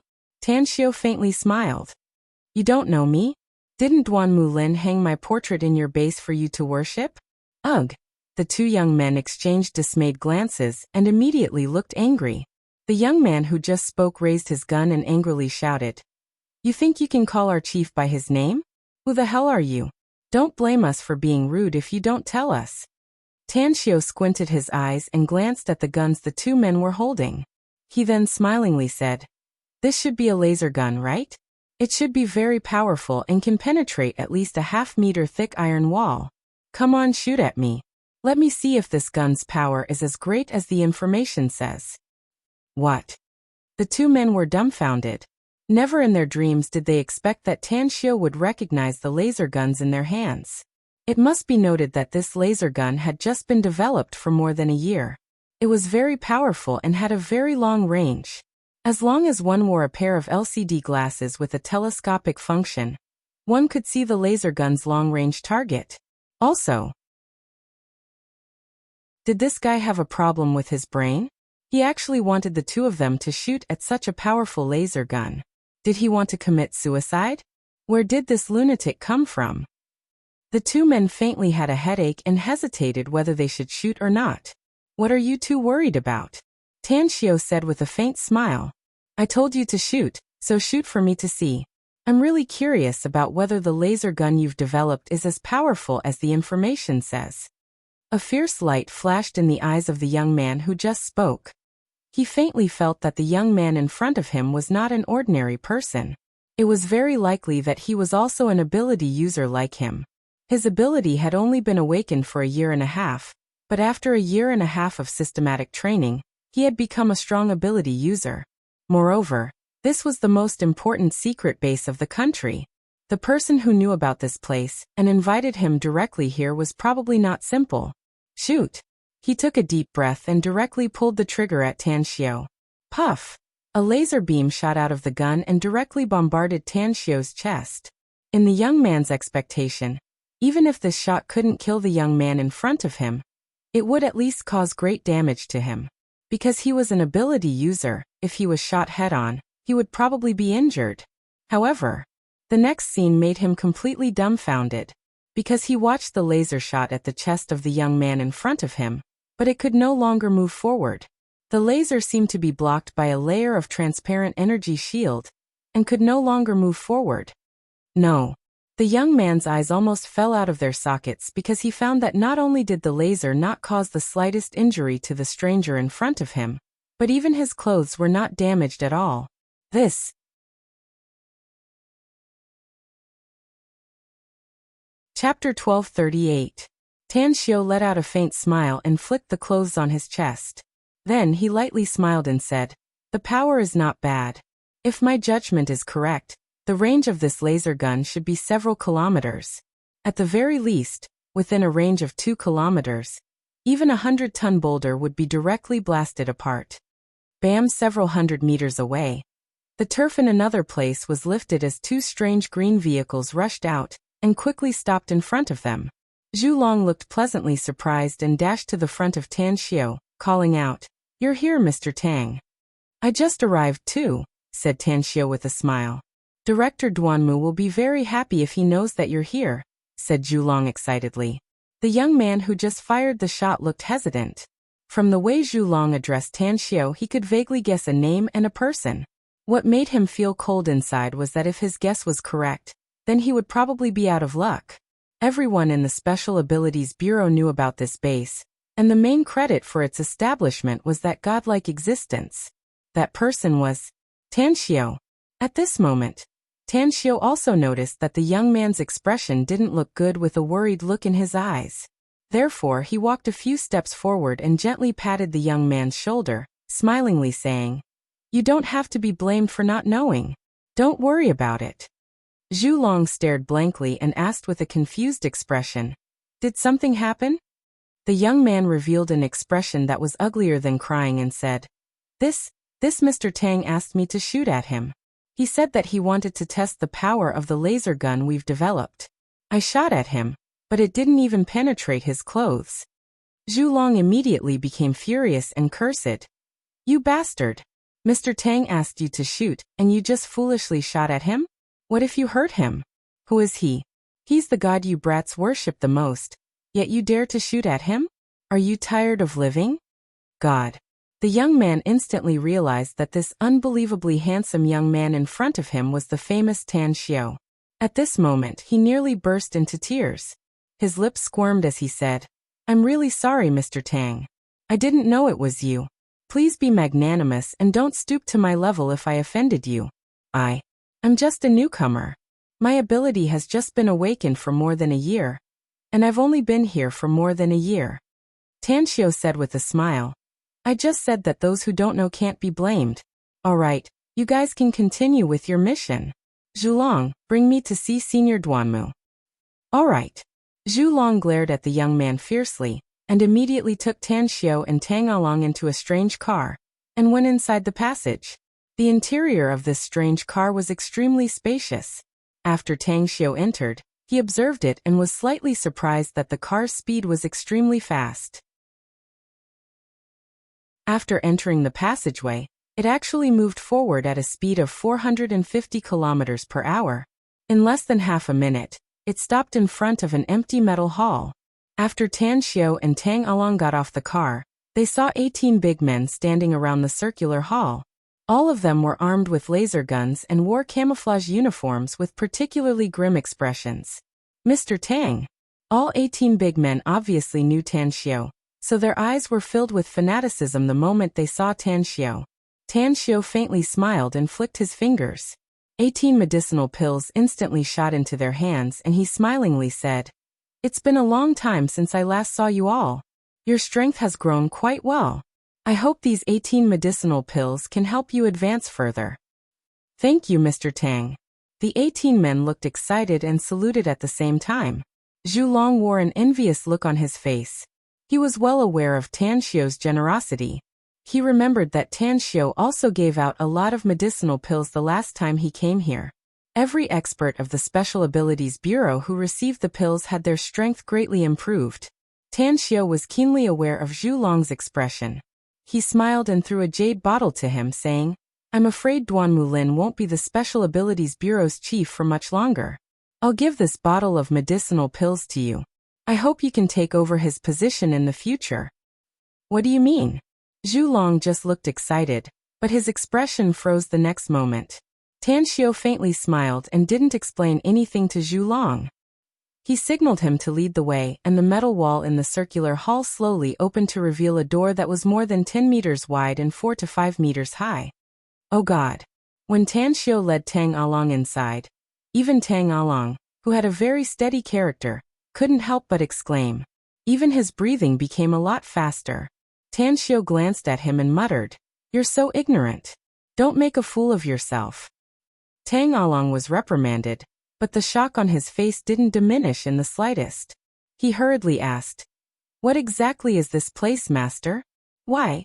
Why do I have a feeling that I've entered a technological world of a higher civilization? It's like a scene from a foreign sci-fi blockbuster. The visual impact is too intense."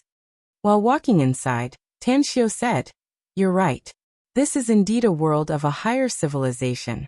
The technology here is at least 10 to 100 times more advanced than the technology on Earth. Perhaps Earth civilization will be able to be on par with this place after a few hundred years." Zhulong forced a smile and said, "Let alone a few hundred years. I'm afraid that Earth's technology won't be able to be compared to this place even after 1,000 years of development. That's because some special materials can't be found on Earth at all. If it weren't for the energy converters that can convert those materials, there would be no way to develop more advanced machinery and items." Tang Xiu smiled indifferently. He didn't step on the stairway leading to the space in front, but directly floated up and stepped on the void as he walked forward step by step. Here. It was a super large underground space. Even with Tan Xiu's current eyesight, he couldn't see the end of it at a glance. Inside there were countless strangely shaped machines. Countless soldiers in military uniforms with guns in their hands were patrolling on frisbees. All kinds of vehicles didn't run on the ground but flew in a special trajectory. Additionally, there were a lot of high-tech weapons here. Tang Along even saw with his own eyes that more than a dozen fighter jets were parked in a corner of this space. Hundreds of staff in blue uniforms were busy working around the fighter jets. What shocked him, however, was that these fighter jets weren't like the ones in the outside world at all. He had read a lot of military magazines before and learned about many advanced combat aircraft in the world. But the smallest of these fighter jets was more than 200 meters long and had a shockingly large wing. Tang Along silently estimated that these fighter jets could definitely accommodate more than 1,000 people. Alien fighter jets. Tang Along muttered inwardly while secretly suppressing the shock he was feeling. Ha ha ha. A loud laughter came from a distance. Duan Mulin directly flew to the front of Tan Xiu and stepped forward to give Tan Xiu a big hug. He then let go and smilingly said, "You're finally willing to come out of that isolated island, kid. How is it? What do you think about this place? After a few years of development, isn't this place different from before?" "It's indeed different from before, which proves that you've done a great job," Tan Xiu smilingly said. "However, I still have a question in mind. Can this base build an interstellar warship in 2 years? It should at least be a level 3 one, right?" The smile on Duan Mulin's face froze. He blinked and was at a loss whether he had to cry or laugh as he said, "What are you thinking, kid? Even if all the staff work overtime to study, experiment, and manufacture day and night, it's impossible to develop an interstellar warship in 2 years. Do you think interstellar warships are cabbages that can be easily grown?" A smile outlined on the corner of Tan Xiu's mouth as he smilingly said, "Since we can't develop an interstellar warship in 2 years, then I'm afraid you won't be able to see the results of our research. Also, you won't be able to see the future development of Earth science and technology. To be honest, I really want to take an interstellar warship and stroll around the Milky Way galaxy." 2 years. Duan Mulin's heart thumped. He looked deeply at Tan Xiu and asked, "Have you made up your mind? In 2 years?"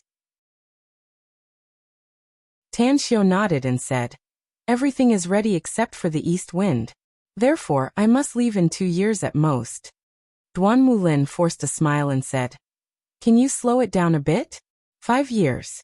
We can build an interstellar warship in 5 years at most. At that time, I also want to take an interstellar warship and stroll around the Milky Way galaxy." Tan Xiu shook his head and said, "It's too late. Unless..." Duan Mulin's expression shifted and he hurriedly asked, "Unless what?" "I'm preparing to make a big move in the near future," said Tan Xiu. "So if all the world's top researchers are brought here, do you think we can manufacture and produce an interstellar warship in 2 years?" Duan Mulin thought for a while and shook his head. "I don't know, to be honest. But there may be hope if we give it a try." Tan Xiu nodded and said, "If that's the case, then just wait to receive a steady stream of scientists and technicians. Give me a communicator, I'll make 2 calls." Duan Mulin immediately took out the communicator and handed it to Tan Xiu saying, Feel free to use it. This communicator can connect to all kinds of communication devices in the world, and it won't be detected by the satellites of any country. Tanxiu nodded and dialed a number. After the call was connected, he said, Jin Shi, activate the intelligence network from now on and investigate 2 directions. First, investigate the top 3 forces in the world, House Dolan and the Dark Wind. Second, investigate the world's scientific and technological experts in various fields. They must be the top ones in each country. Give me the list directly after the investigation is done. Is there a number requirement, Your Majesty? Jin Shi's voice came from the phone.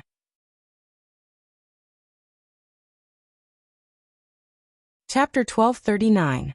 Tanxiu thought for a moment, then took out his phone and said, There's no hard and fast requirement for the specific number. The secret base in the country needs a large number of researchers, so the more the better. Remember, all you need to do is to investigate all the researchers from all over the world. I'll send someone else to carry out the specifics. Yes. Jin Shi complied and was about to hang up the phone when he suddenly recalled something. After a short hesitation he asked, Your Majesty, are you in a secret base in China now? Tanxiu said, Yes, I just arrived. Your Majesty, according to China's intelligence network investigation, 2 groups of foreign forces have recently infiltrated the Hetian region, said Jin Shi. 2 days ago, 4 of our intelligence agents were killed by those 2 groups of people. In the end, we still lost track of them. According to the direction in which they disappeared, they should be heading in the direction of the Taklamakan Desert. In addition, in Hetian City, we also found surveillance videos of them buying daily necessities. They should be preparing to go deep into the desert. Tanxiu asked, Are you saying that they came for this secret base? I can't guarantee it 100%, said Jin Shi. Tanxiu pondered for a moment and then said, Send me the number and characteristics of those 2 groups of people, as well as all the intelligence you've investigated. Also, send people to keep a close eye on the movements in the Hetian region.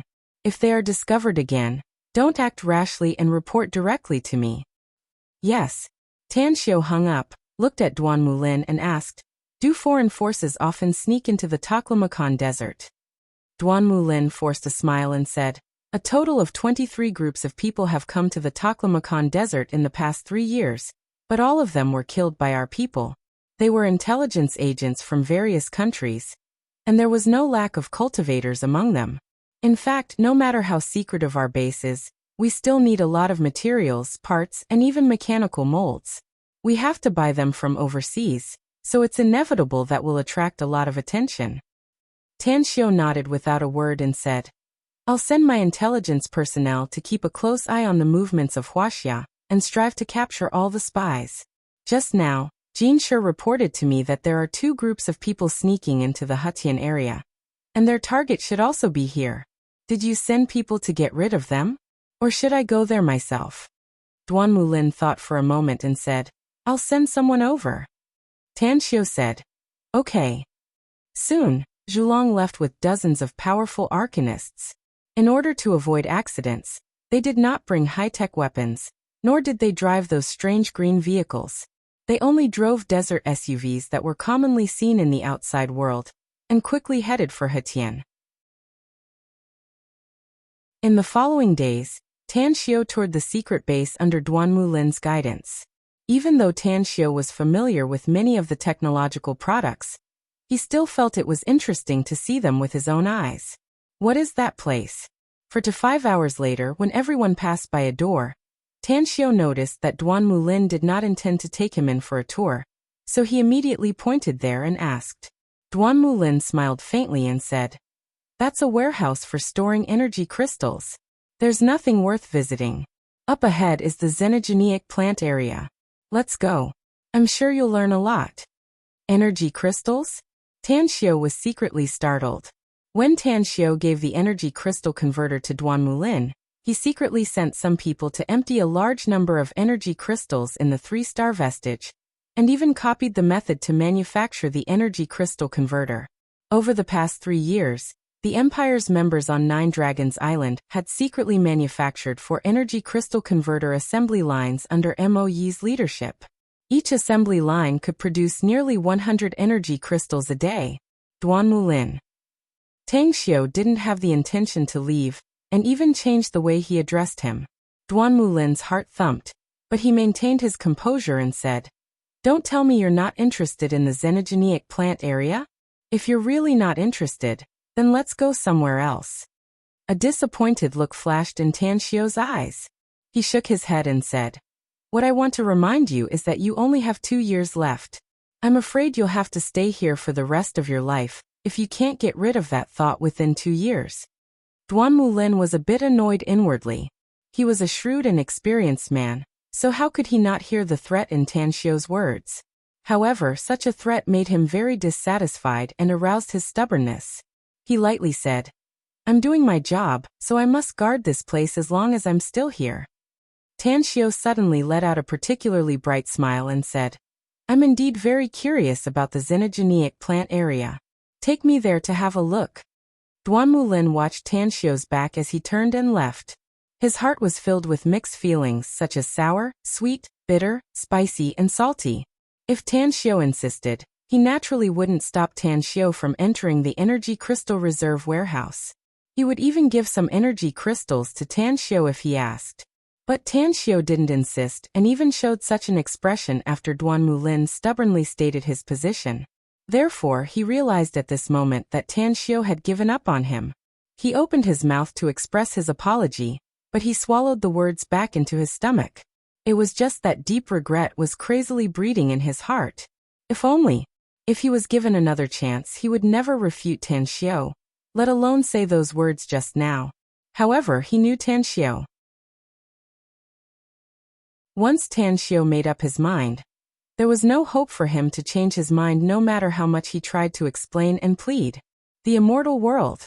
He really wanted to go there. He even wanted to live longer and become stronger. But because of his momentary impulse, he lost this once-in-a-lifetime opportunity, leaving him full of bitterness. 2 days later, Tan Xiu stayed in the base, looking at all kinds of high-tech products. He even had the urge to refine some high-tech magic tools or immortal tools. Lang, what kind of effect do you think the close combination of immortal cultivation and science and technology will produce? Standing in the oasis above the base, Tan Xiu asked thoughtfully. Immortal cultivation has its own power, and science and technology also has its own benefits, said Tang Along. The combination of the two will complement each other's strengths and naturally bring about endless benefits. However, how to combine them is still something that needs to be considered. Otherwise, it's easy to deviate and affect both sides. Tan Xiu nodded and looked at Tang Along. You've made great progress in just 3 years. You're only one step away from becoming a grown-up. Tang Along was a bit embarrassed by Tan Xiu's praise, but there was still a hint of confusion in his eyes as he curiously asked, "What's the last step, master?" "You're still a boy in my eyes, not a man," said Tan Xiu with a smile. "Only after experiencing the nourishment of women can you be considered a real man." An awkward look appeared on Tang Along's handsome face. He shook his head vigorously and said, "I'd rather be a boy forever than a man, master. I'm afraid I'll end up like you." "What?" Tan Xiu was dumbfounded. Tang Along grinned mischievously and said, "I've seen how powerful your wives are, master." Cough, cough. Tan Xiu couldn't catch his breath and choked on his own saliva, coughing a few times. If Tang Along was 10 years younger, he would really want to catch this guy's big ass. Unexpectedly, he dared to call him master. Suddenly, Tang Xiu's expression shifted and he shifted his gaze to the distance. What surprised him was that Zhu Long and 2 experts from the Special Abilities Bureau were fleeing in the desert a few kilometers away, drenched in blood. More than a dozen figures moved lightning fast behind them, and were pursuing them with all their might. "They're foreigners, master," said Tang Along. Zhu Long led his men to hunt down the 2 groups of people who sneaked into the desert a few days ago. Tan Xiu nodded. I'm afraid he met some ruthless people, so he was chased so miserably. With that said, Tan Xiu's figure flashed and appeared in front of Zhu Long in just a breath or two. Looking at the trio's distressed appearance, he asked indifferently, "What about the others you brought?" Zhu Long and the other 2 finally felt relieved upon seeing Tan Xiu. Zhu Long squeezed out a smile and his lips squirmed as he said, "They're all dead. They died in the hands of those people behind us. They're very strong, Mr. Tang, much stronger than anyone who has sneaked into the desert before." Tanxiu nodded and said, "As far as I know, there should be 2 groups of people. What about the other group?" "The other group is from the Stygian Club. We just got rid of them and were intercepted by these people from Pyramid," said Zhu Long. "If it weren't for us desperately fighting them, I'm afraid we would have died outside." "Zhu Long, go back and tell Duan Mulin that I won't come here again from now on," said Tanxiu. "I hope he won't look for me again. Also, I hope he won't forget the promise he made to me in the past." "What do you mean?" Zhu Long's face revealed a puzzled look, but he still nodded silently. While talking, more than a dozen experts from Pyramid had surrounded the 5 of them. The leader was a big man wearing a black mask and holding a long saber. He coldly stared at Tanxiu's group and said, "It seems that the results of the investigation are correct. You're definitely plotting something in this desert. Tell me why you're here, and maybe I'll spare your lives." Tanxiu smiled indifferently and said, "That long saber in your hand should have been bought at the Genesis auction in Shanghai 3 years ago, yes? How did you know?" The big man's complexion changed, and a vigilant look appeared in his eyes. Tanxiu lightly smiled and said, "It's because I personally refined this long saber. You can look at the handle if you don't believe me. There's a tiny character on it." "Tang?" The big man didn't look at the handle, but his finger pressed on the tiny character. "Continue to erupt today, seeking monthly votes for support."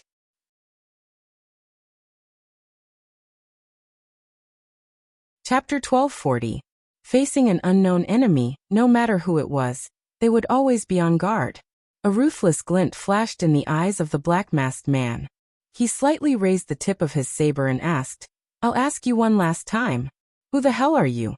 What are you secretly researching in this desert?" Tanxiu didn't bother to say any more nonsense. He just calmly turned his head to glance at Zhu Long before his figure disappeared from the spot. Shortly after, heads were sent flying and pillars of blood soared to the sky. In nearly the blink of an eye, more than a dozen pyramid experts who chased Zhu Long and his men were slaughtered by Tanxiu. Zhu Long and the 2 experts from the Special Abilities Bureau watched the scene in front of them dumbfoundedly. They didn't care about the bloody scene. What they couldn't believe was that Tanxiu's strength had become so powerful that he killed more than a dozen experts in the blink of an eye. How did his strength become so terrifying? "Am I dreaming?" muttered an expert from the Special Abilities Bureau. But immediately after, he noticed that Zhu Long and his other companion cast him a complicated look. At the underground base, Duan Mulin quietly stood in the monitoring room of the base with his hands clasped behind his back. The huge monitoring room was the size of a basketball court, and the big screen in front of him was displaying the monitoring scene in the desert. He killed them all so easily. Duan Mulin's current strength was not what it used to be. He could still judge the strength of more than a dozen pyramid experts who chased Zhu Long. Even the mysterious burly man leading them was likely stronger than him. Yet they were so easily killed by Tanxiu? The current him, to what extent had he reached? Deep remorse emerged in Duan Mulin's eyes. He realized that he had always been sitting in a hole and looking at the sky. Even though he knew that the outside world was a big stage, he was still stuck in a rut and lacked the desire to explore. What he regretted the most was that he had a great opportunity in front of him, but because of his stubbornness and the glory brought to him by this base, his attitude toward Tanxiu had changed. This change, he only realized it when he said the wrong thing and made the wrong choice. The immortal world. Immortals. Billions of races. Duan Mulin's heart, liver, spleen, stomach, and kidneys ached with regret when he thought of that marvelous world. There were countless times when he had the urge to chase after Tanxiu and apologize to Tanxiu. However, he always stopped at the last moment because he felt that he needed a little bit of dignity. "If I don't rely on him, can I do it in the future?" Duan Mulin was silent for a long time. In the end, it transformed into a deep sigh, and he closed his eyes to conceal the unwillingness and regret on his face. The heat waves were monstrous. In the desert that was like a steamer basket, Tanxiu walked as if he was walking on flat ground. The expression on his handsome face was exceptionally calm. Back then, he had imparted the cultivation technique to Duan Mulin in hopes that he would submit to him in the future and work for him. However, after being in a high position for a long time, coupled with the increase in his strength, his heart began to swell. This kind of person. Tan Xiao had encountered this kind of situation countless times. Even when he was in the immortal world, he had countless subordinates who were in the same situation. Some of them, whom he had saved, had their attitudes toward him change after their strength skyrocketed after encountering a great opportunity. Some of them even shed all pretense of cordiality and turned their backs on him. Character. It determined a person's future. Although Tan Xiao felt a bit regretful, it was only a little bit. He had already imparted the cultivation technique to him.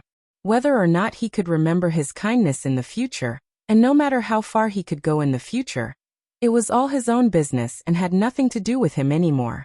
Even more so, after he left, the Great Tang Empire's intelligence network and the ordinary intelligence personnel would be left to him and China.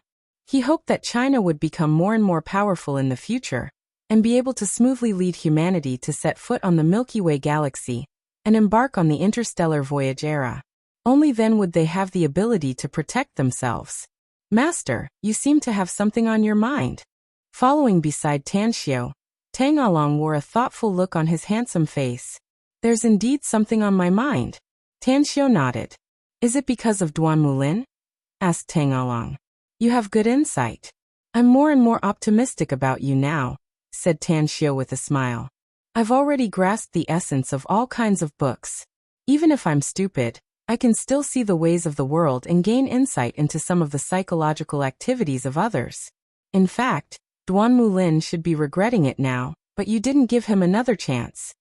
Even if I choose to take a step back this time, he'll still show his current attitude even if he makes significant achievements in a certain aspect in the future, said Tan Xiao calmly.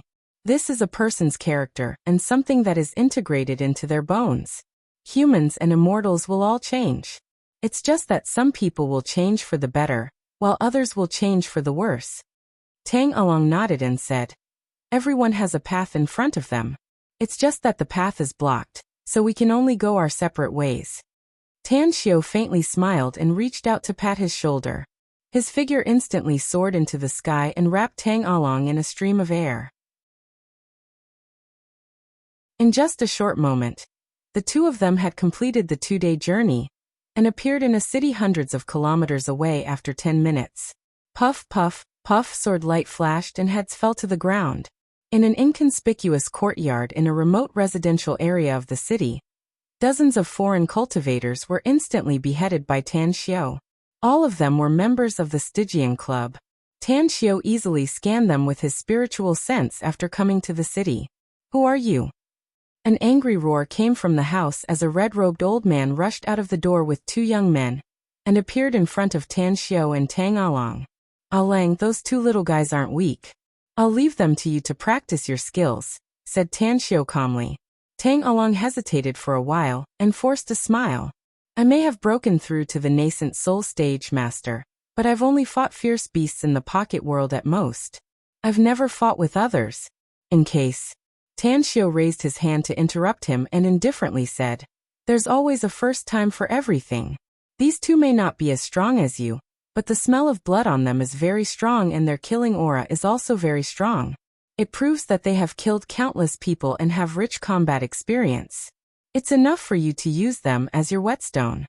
Tang Along took a deep breath and a firm look flashed in his eyes. He strode a few steps toward the trio and cupped his fists. I've fought countless times in my childhood, but I've never fought against a cultivator.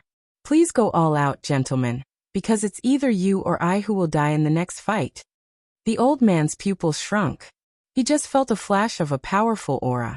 His scalp tingled and he couldn't wait to run away immediately. But it was too long, so he thought he was hallucinating. Hence, when he smelled the blood, he immediately rushed out of the room with his 2 disciples. However, the scene in front of him shocked him and sent a chill down his spine. There were no screams. There was no resistance. The scene in front of him showed that dozens of his subordinates were killed in an instant, leaving them no time to resist or call for help. Nascent soul stage. This was the name mentioned by the young man just now. It was also one of the cultivation realms of Chinese cultivators. Other people in the Stygian club might not know what this realm meant, but he was very clear about it. This disciple is at the nascent soul stage. What kind of realm has his master reached? This seemingly young guy couldn't be an old monster who has lived for hundreds of years, could he? Who the hell are you? Asked the old man in a deep voice. You don't have the qualification to know who we are, replied Tan Xiu lightly. All you need to know is that today is the day you die. The old man snorted coldly, but he didn't intend to attack Tan Xiu. The tragic death of dozens of his subordinates reminded him of the previous feeling of his scalp tingling. After hesitating for a while, he was about to return to the room with his 2 disciples, and then break the back window to escape. But suddenly, he felt a terrifying force that directly bound his body. No matter how hard he struggled, he couldn't budge at all. Freeze! Tan Xiu cast the body freezing art, and instantly fixed the old man on the spot. Then he retracted the primal chaos force that imprisoned his body and lightly smiled. What are you waiting for, Alang? If they wanted to escape, he would just kill them. If they're willing to fight you fair and square, and if you lose, let them go. The 2 youths glanced at each other. Then one of them immediately asked the old man, Can we kill him, master? The old man blinked and bitterly said, You 2 attack him together. Defeat him, but don't kill him. If you 2 can defeat him, I'll give you the 2 daggers I made. Really? Both of them looked pleasantly surprised at the same time, and called out in surprise. Really? The old man wanted to nod, but he couldn't even move his neck no matter how hard he tried. Helpless, he could only look at Tan Xiu and gave him a pleading look. A sneer flashed in Tan Xiu's eyes. He gently moved his palm forward, and the old man's head instantly flew up. He was directly killed amidst a fountain of blood. Master! Master! The 2 youths' complexions drastically changed and disbelief filled their eyes. In their minds, their master was simply an invincible existence. He once killed dozens of terrifying cultivators, and even took them to the mystic realm to kill some terrifying fierce beasts. But the invincible existence in their eyes was actually killed by a young man with a casual wave of his arm? How was this possible? Listen, you 2. I've given you the chance to live.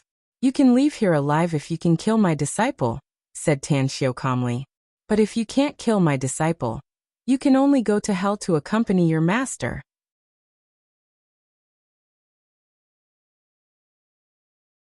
Chapter 1241. The 2 young men exchanged dismayed glances. Never in their wildest dreams did they expect that this terrifying powerhouse in front of them would make such a request. Could it be? Did he have a grudge against his disciple? Why did he have to force them to go all out to kill his disciple? Tang Along cast a hand seal, and instantly unleashed the immortal sword inside his body. In the blink of an eye, the immortal sword had already arrived in front of the 2 young men. He realized that his master must let him kill them, else he would likely be killed today. This was a form of training, but it was also a test. Kill. The 2 young men no longer hesitated. The desire to survive drove them crazy at the same time. They were not good people. Each of them was a ruthless character, whose hands were stained with blood. Since their master was like a dog in front of this man, the only way for them to survive was to kill this brat in front of them, and hope that their master would keep his word. Lightning charm. Almost in an instant, the 2 young men took out talismans from their sleeves and activated them, causing lightning bolts to shoot directly at Tang Along. Tang Xiu, who was standing more than 10 meters away, instantly squinted his eyes because he found that the lightning talisman activated by the 2 youths was also refined by him. Furthermore, it was the same talisman that was auctioned off at the Genesis auction in Shanghai 3 years ago. Interesting. A smile appeared on the corner of Tan Xiu's mouth, but his eyes were full of murderous intent as he looked at the 2 young men. Tang Along had never had a life-and-death fight with a cultivator. Facing the lightning bolts coming at him, he was horrified to find that the dozens of lightning bolts had almost sealed off the space around him. Even if he tried to retreat, he wouldn't be as fast as the lightning bolts. 10 directional sword annihilation. Tang Along cursed inwardly. The immortal sword instantly transformed into dozens of immortal swords, and arranged a layer of sword array in front of him. As the lightning bolts bombarded the sword images, his body shook violently and he staggered back a few steps before he managed to stabilize himself. Creak. Creak. The bodies of the two young men began to change. Fangs appeared in their mouths and sharp nails pierced through their flesh. Two pairs of black wings instantly grew out and flapped them. A black stream of chi turned into sharp arrows and shot toward Tang Along lightning fast. Vampires? Tang Along had never seen a real vampire in reality. He only heard that vampires existed in some European countries. There was even a vampire force that had a deep friendship with his master, Tan Xiao. Mental wave. Tang Along, who had very little combat experience, used his offense as a defense to block the lightning bolts and the steady stream of black energy arrows. At the same time, he also displayed another kind of attack he was good at. Buzz. The two vampires who were attacking Tang Along in midair suddenly trembled and let out ear-piercing screams, causing the black arrow beams to collapse and disperse. At this time, Tang Along's body instantly sprinted tens of meters into the air like a cannonball. He frantically swung his immortal sword and unleashed the decagonal sword array again. This time, he didn't use the 10-direction sword formation to defend, but to initiate an attack. Puff puff puff. Bloodstains appeared on the two vampires' bodies, but they were extremely experienced in combat. The moment they quickly took out their staffs, the black stream of chi formed a huge shield and blocked the incoming sword beams. They also released black arrow beams again, and continuously shot them at Tang Along from both sides. The tricky and strange trajectory caught Tang Along off guard, and caused his chest to be hit by a black arrow. Puff, blood spurted out of Tang Along's mouth, and the jade pendant he wore on his chest shattered, and eventually turned into powder that drifted away with the wind. Get lost! The immortal sword instantly returned to Tang Along's side, and flashed lightning-fast sword beams that smashed the black arrow beams. Caught off guard, two sharp feathers followed two of the countless black arrow beams, and directly pierced Tang Along's left arm and right chest. Calm down. I must calm down. My combat experience is not as rich as theirs, but I'm faster and stronger than them. If I can observe their attacks calmly, I can find the loopholes in their attacks and launch a counterattack. Although Tang Along was wounded, he kept forcing himself to calm down. His eyes turned sharp and his body became steady.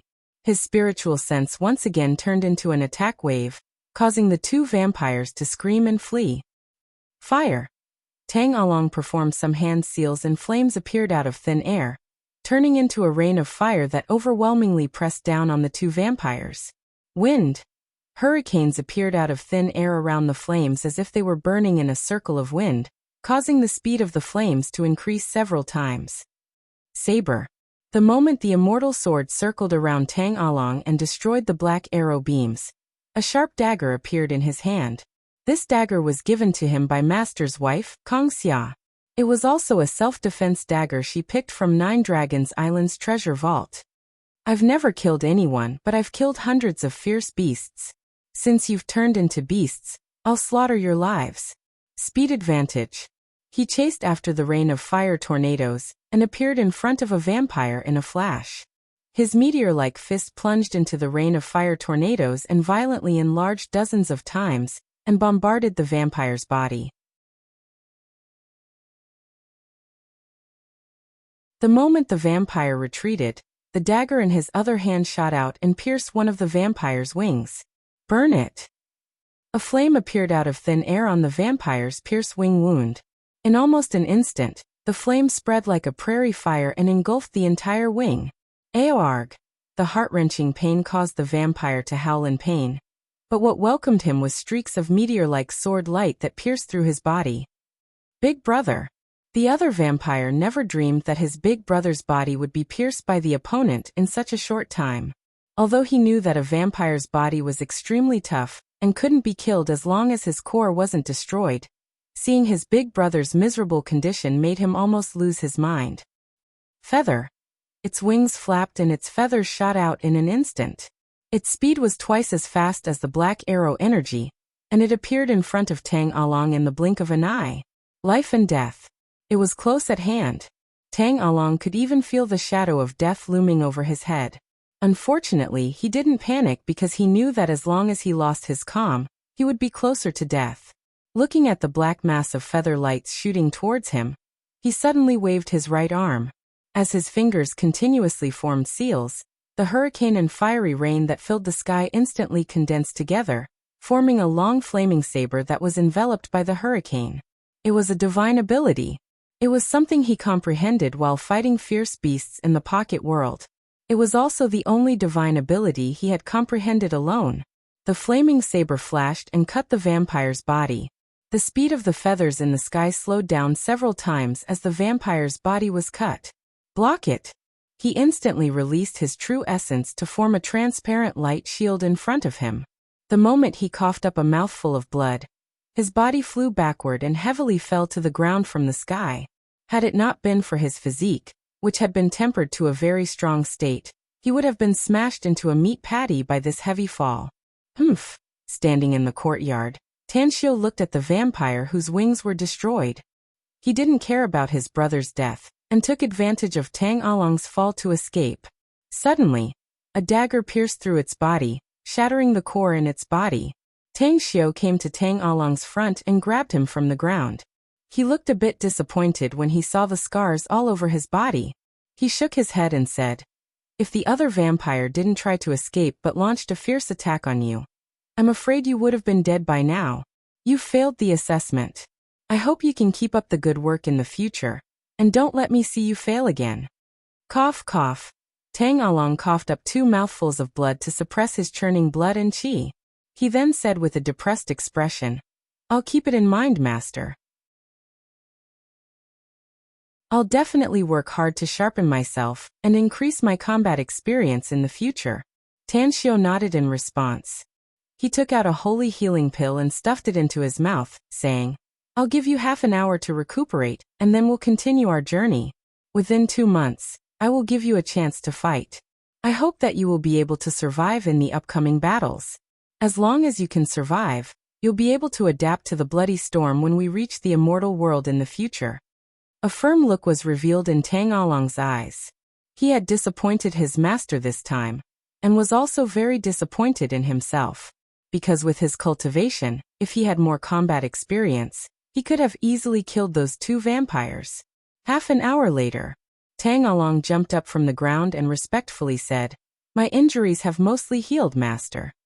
Tanshio nodded and said, "I'll give you another half an hour to recall the previous battle. I hope you can give me at least 3 ways to easily kill those 2 vampires in half an hour." Tang Along sat cross-legged again with a thoughtful look in his eyes. He recalled it bit by bit and deduced it over and over again. Finally, when the first method to easily kill the 2 vampires took shape in his mind, a look of shame appeared on his handsome face. A few minutes later, he thought of the second method. 15 minutes later, Tang Along finally came up with the third method. However, he didn't stop and continued to ponder and deduce. The speed of his deduction continued to accelerate, and the inspiration in his mind kept bursting out. In just half an hour, he had come up with 11 ways to easily kill the 2 vampires. When he looked up at Tanshio again, the shame on his face had replaced all other expressions.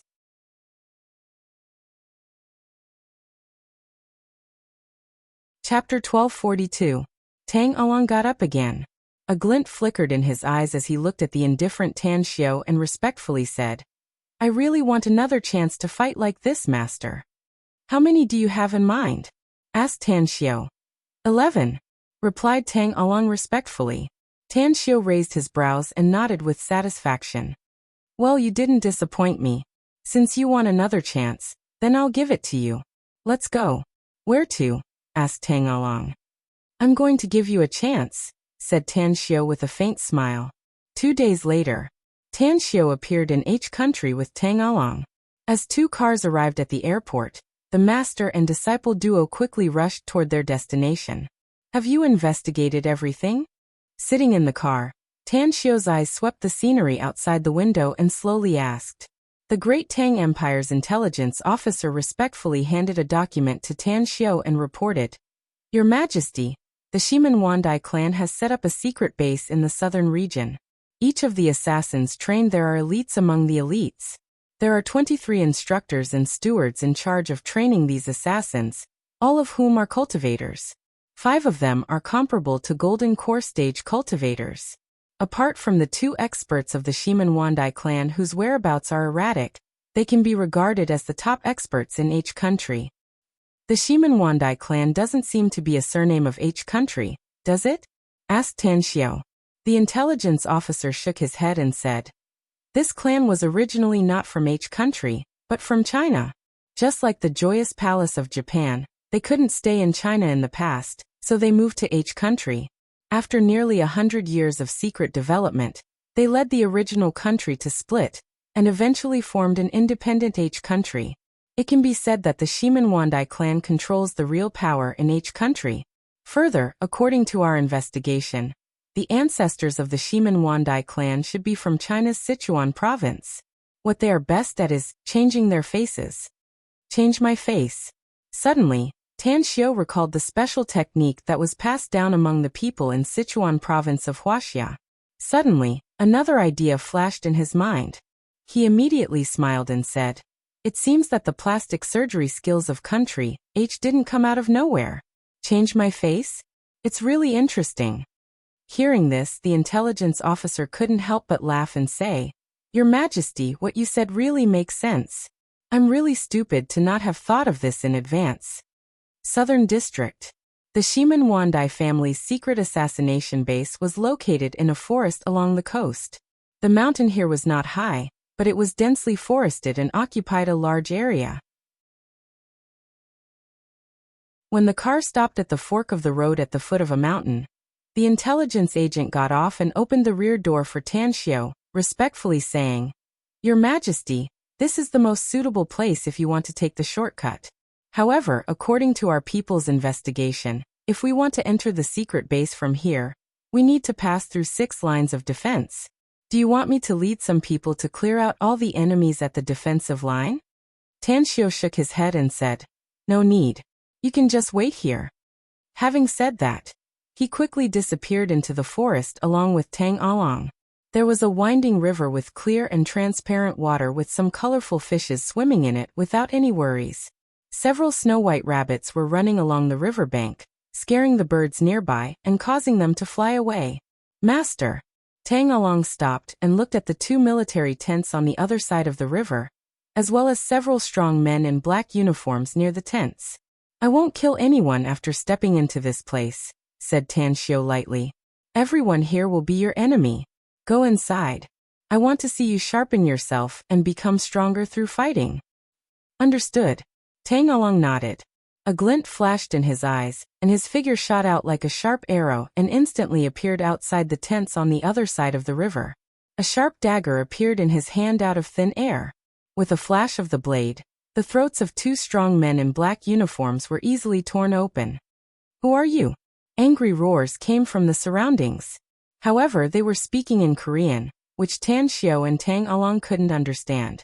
Tang Along simply ignored the roars and his figure kept flickering, causing the big men in black uniforms to fall to the ground. After all the big men were killed, Tan Xiao appeared in front of Tang Along and indifferently said, "You're a cultivator, not a killer. You're a cultivator, not a killer." Tang Along stared blankly for a moment, but he immediately understood Tan Xiao's meaning. He nodded and said, "I understand what you mean, Master. I'll use the means only cultivators can use to kill the enemies." "No need." Tan Xiao shook his head and said, "Use the means you're good at to kill the enemies. I'm telling you this because I want you to be vigilant at all times. If the enemy hides his strength and you use sneak attacks and assassinations, you'll suffer a great loss if you only use a dagger to kill them." Tang Along gave it a thought, and felt that Tan Xiao's words were very reasonable, so he immediately unleashed his immortal sword, and controlled it to fly around him before he went deeper. The second blockade line. Tang Along directly manipulated the immortal sword and slaughtered his way forward, killing more than a dozen men in black uniforms in an instant. The second blockade line. The third blockade line. The sixth blockade line. After the blood droplets on the immortal sword were shaken away by the sword and returned to Tang Along's body, Tanxiu followed him and looked at the corpses on the ground. He shook his head and said, "They're just some ants. The most powerful ones among them only cultivate some qigong, and can only be compared to some martial arts grandmasters. However, the murderous aura around them is very strong. They should be ruthless characters who have killed a lot of people." Tang Along took out the map given by the intelligence personnel and carefully observed it for more than 10 seconds before he found the location of the secret base. He no longer said anything and directly flew there. 2 minutes later, Tang Along appeared in the sky above the base. Dozens of figures flashed lightning fast and surrounded him in a flash. At the same time, over 100 assassins who were undergoing training arrived one after another. Soon, they surrounded the area with 3 layers inside and 3 layers outside. "Who dares to break into my training base?" A voice that sounded like a great bell came from the deepest part of the base. Immediately after, 3 figures flickered lightning fast and instantly appeared above Tang Along. They looked down at him with murderous intent, but didn't launch an attack immediately. Tang Along frowned. Although he knew that this was a training camp for assassins on the way here, he didn't expect that there would be so many people here. What was most inconceivable to him was that there were a lot of cultivators here. Even those assassins had faint true qi fluctuations, indicating that even though they were martial artists, they still possessed great strength. However, according to the intelligence, there should be 2 very strong experts here.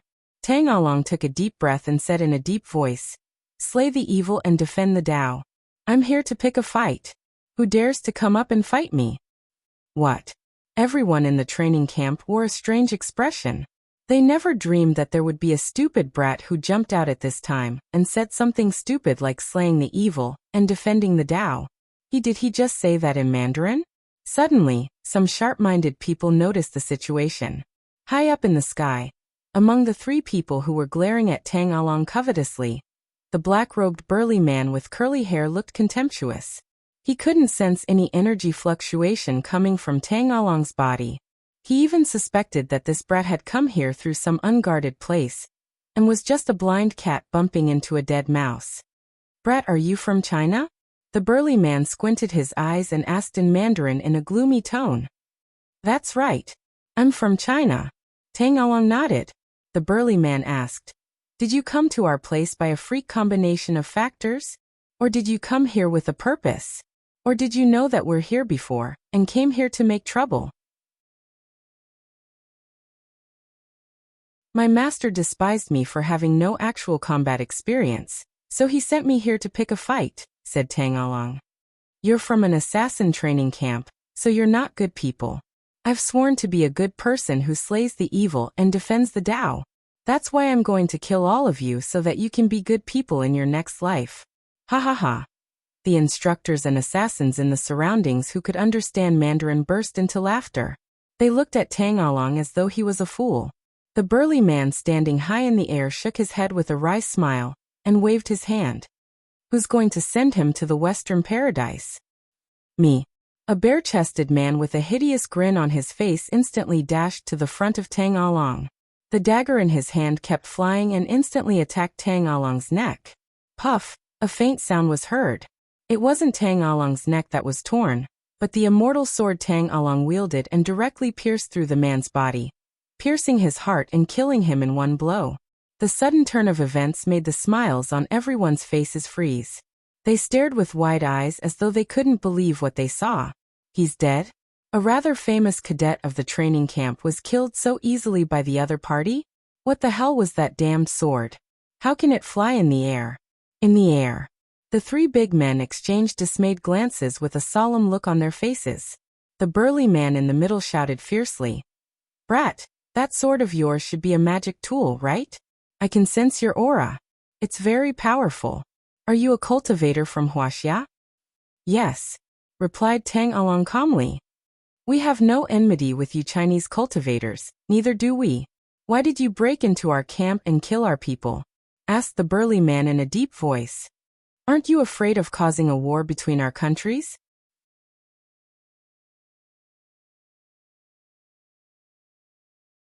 Chapter 1243. Tang Along looked a bit nervous, but his nervousness vanished in an instant after hearing the burly man's words. Instead, he smiled and said, "You're just a bunch of rats who can only hide in dark and damp corners, plotting conspiracies and secretly slaughtering others. How can rats compete with dragons? Do you think you can set off a storm in a great country like China?" After a short pause, Tang Along seemed to have thought of something, and his smile suddenly turned a bit thicker. His body gently floated up, and came to the same height as the three men. Then he leisurely said with a smile, "If the information I got is correct, the master behind you, Shimen Wandai's clan, is he from China, yes?" However, back then, they could no longer survive in Wuxia country, so they were like street rats, fleeing to this tiny island country in a sorry state. "If I can kill you, it'll be considered as doing something for my people." The burly man's expression greatly changed and disbelief filled his eyes. It must be noted that this matter was absolutely confidential. Even the ordinary members of the Shimen Wandai clan didn't know about it. Only dozens of core members of the clan had access to this secret. However, how did this guy know about it? Who sold out the top secret of the Shimen Wandai clan? Kill him. The burly man took a deep breath and shouted fiercely. An endless stream of concealed weapons and firearms with silencers were fired at Tang Along, who was tens of meters high in the air. His current position was like a living target with no cover at all. However, as he instantly released his true essence, the water droplets that appeared out of thin air began to spread crazily and eventually formed a water wall in front of him. Ants. Tang Along snorted coldly and recalled the combat technique he deduced last time. He recalled the scene where he killed a large group of fierce beasts in the pocket world. He immediately waved his arm and water arrows broke free from the water wall and quickly shot toward the hundreds of people below. It was like the wind blowing the wheat. Hundreds of trained assassins were pierced by the water arrows, and their lives were taken. The dozens of cultivators and instructors in the surroundings didn't even have the chance to rescue them. They could only watch helplessly as the elites they had trained for several years were killed. Their anger nearly made them go crazy. "Kill him." Dozens of instructors were ferocious as they took out their weapons and rushed at Tang Along. The moment Tang Along came here, he began to deduce the combat strategy in his mind. After a short conversation, he already had a way to kill the enemy. Therefore, he was very calm at the moment. Even his pupils began to contract slightly as he observed the trajectory of the dozens of cultivators pouncing on him. He calculated their speed, the distance between them, and the direction they would appear in the next moment. Sword-splitting technique. Tang Along waved his arms and his immortal sword instantly turned into dozens of sword lights that formed a strange killing trajectory in the air and pierced through the chests of dozens of people in an instant. It was his master's wife, Ouyang Lulu, who taught him this terrifying sword-splitting technique. As for the mind calculation technique he used to deduce in his mind, it was his master's wife, Guyan who taught him. These were two arts. This was the first time he had used it, but he was very satisfied with the results. This was because he discovered that the sword-splitting technique was indeed a killer move, and the mind calculation technique could make his thoughts clear and move as fast as lightning. How is this possible? The eyes of the three experts in the air were filled with disbelief. They never dreamed that this young man, who was probably less than 20 years old, would be able to unleash such a terrifying killer move. They didn't expect that so many experts would be killed in an instant. Heartache. Anger. Except for the burly middle-aged man who didn't move, the other two swooped down like goshawks. They couldn't wait to tear Tang Along into pieces. Standing under a tree 2 kilometers away, Tan Xiu quietly watched the scene in front of him. He was as clear as a mirror about the killer move Tang Along used. He naturally recognized that it was a sure kill sword technique that Ouyang Lulu had created after studying various sword manipulation techniques in the library. However, he didn't expect that Ouyang Lulu would teach this sword manipulation technique to Tang Along. It seems that my idea of cultivating Tang Along has been found out by them. That's good too.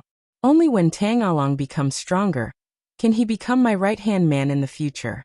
Only then can he command the army for the great Tang Empire. Tan Xiu's eyes then fell on the jade pendant hanging on Tang Along's waist. The jade pendant was the amulet he gave Tang Along a few hours ago. It could withstand 3 full strikes from a nascent soul stage expert. Only after 3 strikes would it be possible to severely injure or kill Tang Along. However, Tang Along didn't know about it. Boom! The two burly men with strength comparable to Golden Core stage experts attacked extremely fast. Their figures were as fast as lightning as they crazily slashed their swords and sabers at Tang Along. If it wasn't for Tang Along's speed, he would have been killed by the two weapons. However, despite having the advantage of speed, he was still in a precarious situation as if he could be killed at any time. A debt of blood must be paid in blood. The burly man hovering in the air finally turned into a stream of light and appeared in front of Tang Along in a flash.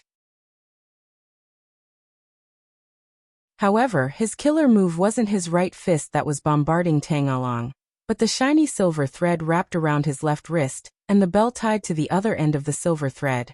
Tang Along avoided the lightning-fast punch, but he didn't notice the silver thread at first. He didn't notice that the other end of the tens of meters long silver thread had already circled around to attack him from behind. Puff, coughing up a mouthful of blood. Tang Along felt the pain from the bell's bombardment on his back. He barely managed to maintain his composure and moved in an arc like a falling leaf. However, he was still affected and was stabbed in the waist and arm by the other two burly men. Blood dyed Tang Along's clothes red. The pain made him sober and calmer instead. The deduction in his mind was as fast as lightning, and his thinking speed was 100 times faster than ordinary people racking their brains. Although his current speed couldn't be compared with the operation of an optical computer, it was still terrifying when it happened to a human being. Keep going. Tang Along seemed to have eyes in the back of his head. The immortal sword in front of him penetrated his left armpit and directly stabbed the abdomen of a burly man. It didn't stop after penetrating his body and cut off the long saber raised by another burly man. Immediately after, the immortal sword sprinted up and seemed to cross 100 feet in an instant, but it was just an illusion. The real immortal sword cut off the right arm of the burly man who couldn't dodge in time. Decagonal sword array. Although Tang Along had only used this move once, he was exceptionally skilled in using it at this moment. Layers upon layers of sword shadows formed a sword formation, enveloping the three Golden Core experts within it. Damn it! A cold voice came from 100 meters away. Two figures flickered lightning fast and instantly appeared in front of the decagonal sword array. A red light shot out from a bronze mirror and instantly broke the sword array. The other hand, holding a heavy hammer, fiercely bombarded the immortal sword. Puff! The heavy hammer was cut in half by the immortal sword, but Tang Along coughed up a mouthful of blood and flew back amidst the humming sound of the immortal sword hovering around him. How long do you want to hide in the dark, mister? Are you really not afraid that we'll kill this little kid? One of the two men who appeared was a white-haired man with a very young face. He coldly looked in Tan Xiu's direction. Whoosh! Tan Xiu instantly appeared nearby and smilingly said, I was worried that the opponents I chose for my disciple were too weak and wouldn't be able to sharpen him. I didn't expect that the two of you would appear, so my worries have dissipated. You two are quite good. Your strength is comparable to a nascent soul stage cultivator. And you also seem to be proficient in some killing moves. That's great. The white-haired man instantly sent his three men 100 meters away. Then he coldly looked at Tan Xiu and said, Who exactly are you, mister? My Shiman Wandai clan shouldn't have any grudges with you, right? Why did you suddenly come here? To kill our people? The weak can only serve as stepping stones for the strong. Tan Xiu chuckled. The reason why I chose you is that you can sharpen my disciple. Of course, you're not good people either. All of your hands are stained with blood, so I won't feel any guilt if I kill you. In fact, I even feel somewhat satisfied. That's because killing one bad person can save countless good people. Do you really think we're afraid of you? Shouted the white-haired man angrily. You're definitely afraid of me, but I can assure you that I won't interfere in the fight between my disciple and you. Tan Xiu chuckled. As long as you can kill him, even if you find a way to live, you'll still have to die. Arrogant. The other man, whose strength was comparable to a nascent soul stage cultivator, seemed to be able to spurt out flames of anger from his eyes. His figure instantly appeared in front of Tan Xiu, and the long saber on his back instantly slashed toward Tan Xiu's head. If so, then I'll lighten the burden on my disciple. Tan Xiu let out a faint smile, and gently waved his hand in front of his eyes. A wind blade instantly swept across the man's waist. One strike. Just one strike and the man's waist was cut in half. Second brother. Sir. The white-haired man and the other three all had looks of disbelief on their faces. They pounced towards the man who had been cut in half in a panic, only to discover that the man's internal organs had fallen out and blood was gushing out. Don't bother thinking about it, said Tan Xiu lightly. If he was cut in half by an ordinary weapon, he might still be able to keep his life. But I directly extinguished his life in an instant. Even if you're the reincarnation of a perfected golden immortal, there's no way for you to save him. I've been writing for a long time and almost never played games. Recently, I learned that a lot of authors and their fans would form groups to play games, and some of them even open a live broadcast, which is a good way to close the distance. I just happened to follow a game that will be released at 1400 hours today. The name is Shadow Warrior and the graphics are quite good. You can search for it and follow it. I've already created a character with the ID Celestial Quiet Knight, and I'm ready to play the game. Of course, I still need a group of experienced players like you to lead the way. I heard that a lot of authors will go to Shadow Warrior tomorrow to form an army, and even set up a subgroup in the game. I can't be a coward. I want to see if my brothers are good enough. When the time comes, I'll enter the game and fight with them. How about it? Let's form an army called Return from the Celestial World. What do you think? The name should have the word Celestial World in it. For example, my ID is Celestial Quiet Knight. It's fun to play games with more people. Let's form a gang as soon as we enter Shadow Warrior.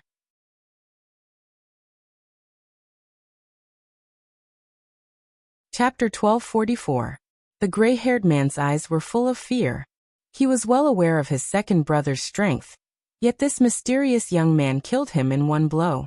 This showed that the other party's strength was extremely terrifying and definitely not someone they could contend with. Run.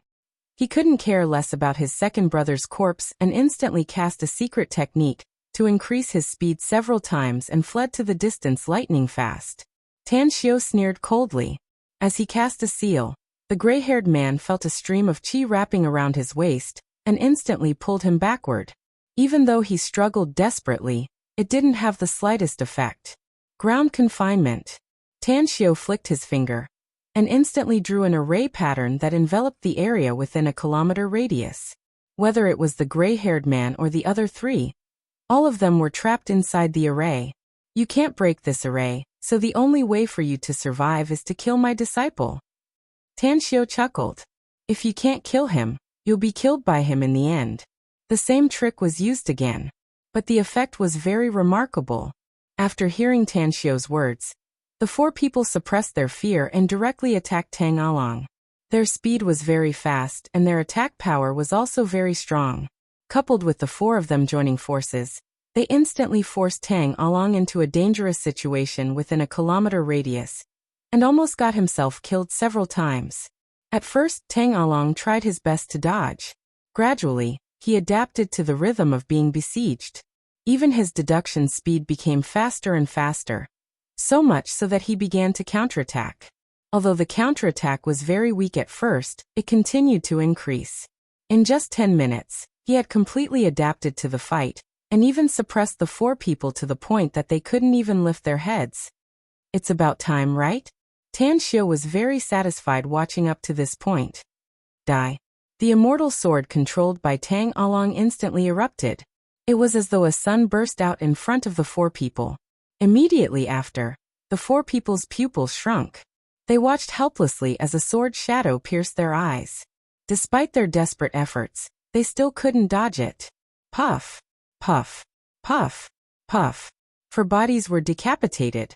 After killing the four people, Tang Along wiped the bloodstains on his face and released his true essence to blow up his blood-soaked clothes. Then he cast a water elemental technique to wash his body, and quickly took out some clothes from his interspatial ring and put them on. Master. Tang Along came to the front of Tan Xiu and touched the shocking wound on his left cheek with a particularly bright smile. Tan Xiu nodded with satisfaction and said, "Your combat skills have improved very fast, and your ability to adapt to combat is also very strong. However, this was far from enough. In the next few days, I'll take you to a few more places. When you get there, you can fight a few more battles, and then you can carry out the next mission. Do you have a task for me, master? Asked Tang Along curiously. Tan Xiu nodded and said, the task I'm going to give you is very heavy. It's related to the life and death of tens of thousands of people. Therefore, the most important thing for you now is to increase your experience and personally experience the atmosphere of life and death on the battlefield. Keep in mind that although it's a task for you, it's also a once-in-a-lifetime opportunity for you. Grasp it and satisfy me, and you'll get endless benefits. All right. Tang Along nodded repeatedly and his expression became particularly firm. Over 10 days later, Tan Xiu took Tang Along to travel all over Asia. Through the Great Tang Empire's intelligence network, they found 5 other places with cultivators, and they were all evil places. Tang Along's speed of transformation was so fast that even Tang Xiu was secretly startled by it. It was the Jade Pendant. It had blocked 2 fatal injuries for Tang Along in the past 10 days, and was still hanging on his waist. However, there were now a few cracks on it. In a valley basin, Tang Along stood on the bloody ground of corpses, and wiped the blood off his face with his hand. There was still a bit of killing intent in his eyes as he looked at Tan Xiu and asked, where are we going next, master? That's enough. It's time for us to go back. Tan Xiu shook his head. Tang Along stared blankly for a moment. His tense expression immediately relaxed, and the killing intent in his eyes gradually dissipated. After washing himself with a spell, he changed his clothes and took a holy healing pill. Then he respectfully said, Master, I've fully adapted to the killing atmosphere in the past 10 days, and my combat experience has also improved. Now I finally understand that I used to be like guarding a golden mountain, yet I still couldn't eat my fill. It was because I didn't know how to use the gold on the mountain to buy food. Your potential has been stimulated, and you've completed the initial transformation in just 10 days. Tan Xiu lightly smiled. That's good and will be of great benefit to you in the future. However, don't be arrogant and complacent. You should be well aware that you would have died several times if it weren't for the amulet I gave you. Therefore, don't take it lightly no matter what kind of enemy you face in the future. You must plan carefully and go all out to kill enemies of any level. I understand, master. Tang Along nodded respectfully. In the past 10 days, all the major forces in the entire Asian region had holed up like turtles. Everyone knew that a mysterious assassin had appeared. He was very powerful, so powerful that it made them fearful. Furthermore, the tragic scene of the massacre was also reported to the leaders of the various forces. After seeing it, all of them fell into silence for a long time, and then chose to lie dormant. None of the forces attempted to investigate the identity of this mysterious Grim Reaper. It wasn't that they didn't want to, but that they didn't dare to. Even more so, they were afraid that they would provoke this Grim Reaper and get rid of them together. Nine Dragons Island. The first thing Tan Xiu did after returning to Nine Dragons Island was to issue an order. The 4 major corps of the military were to be mobilized together, with each corps infiltrating a different region.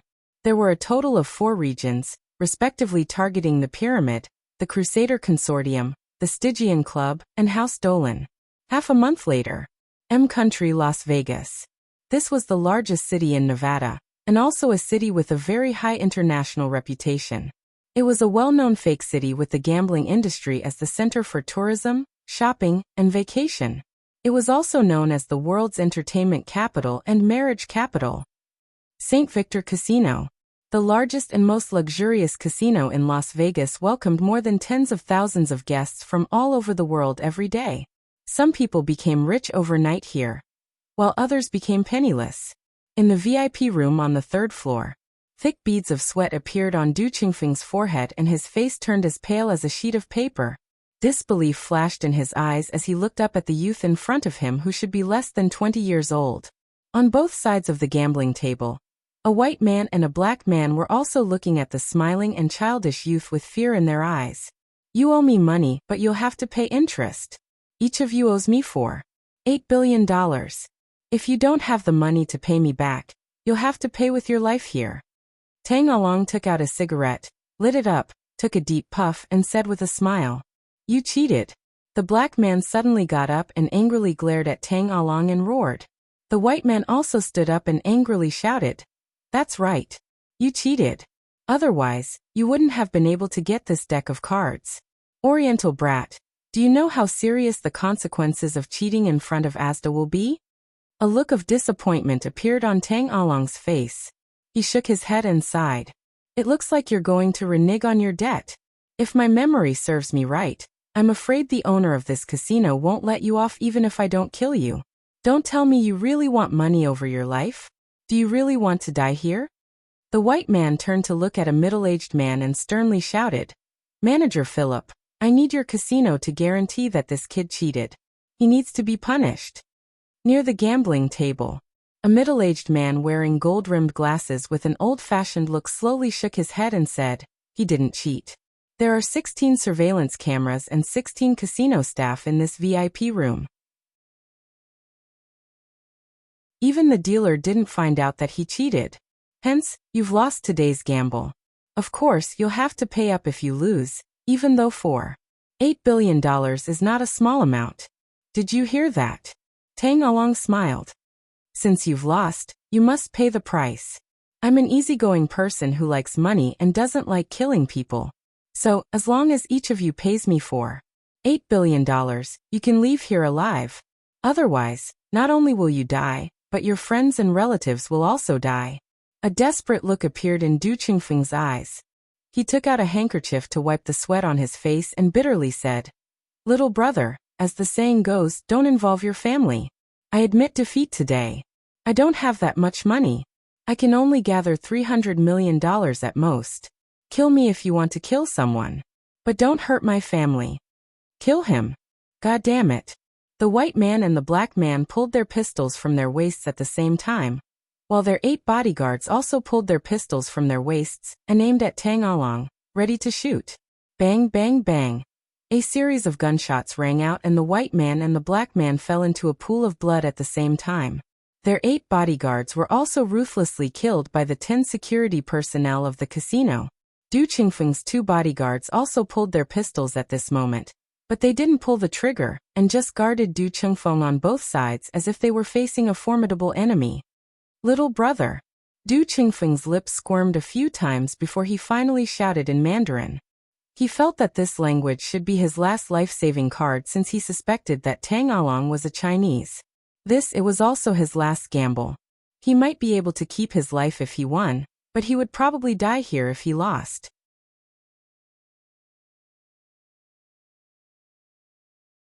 Chapter 1245. Tang Along slowly shook his head, but the smile on his face didn't diminish as he said, "It's only right and proper for a bet to be a loser. Don't come here to play since you don't have that much capital. You should be a Chinese, right? I'll give you one last chance considering that we're both Chinese. The money you owe me will be halved, but you have to come up with at least $4 billion US. Otherwise, you won't be able to leave this place alive." Du Qingfeng nearly cried. Where was he supposed to get $4 billion US? Even if he sold himself, it wouldn't be worth that much money.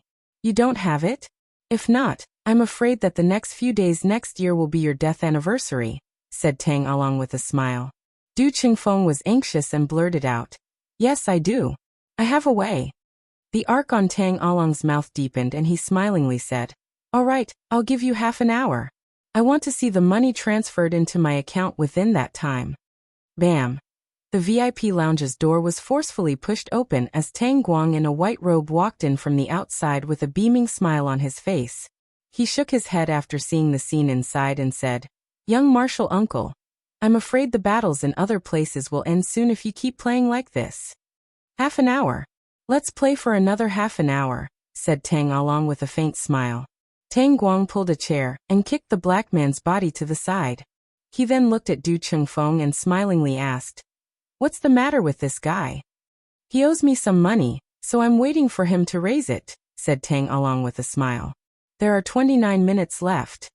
Du Qingfeng shuddered inwardly and his lips squirmed a few times. Finally, he took out his mobile phone with a panicked expression. After thinking for a few seconds, he dialed a number and called out after it was picked up. Ahang, save me. I need money. 24. No, number 2. $1 billion US. I'm going to die if I don't have enough money. You're gambling again? An indifferent voice came from the phone. I was just going to have some fun, said Du Chengfeng with a sad face. But I never thought that I would lose so badly. Ahang, I'm your little uncle, and I'm your only uncle. Save me. I'll listen to you in the future as long as you save me. I don't have enough money. A stiff voice came from the phone again.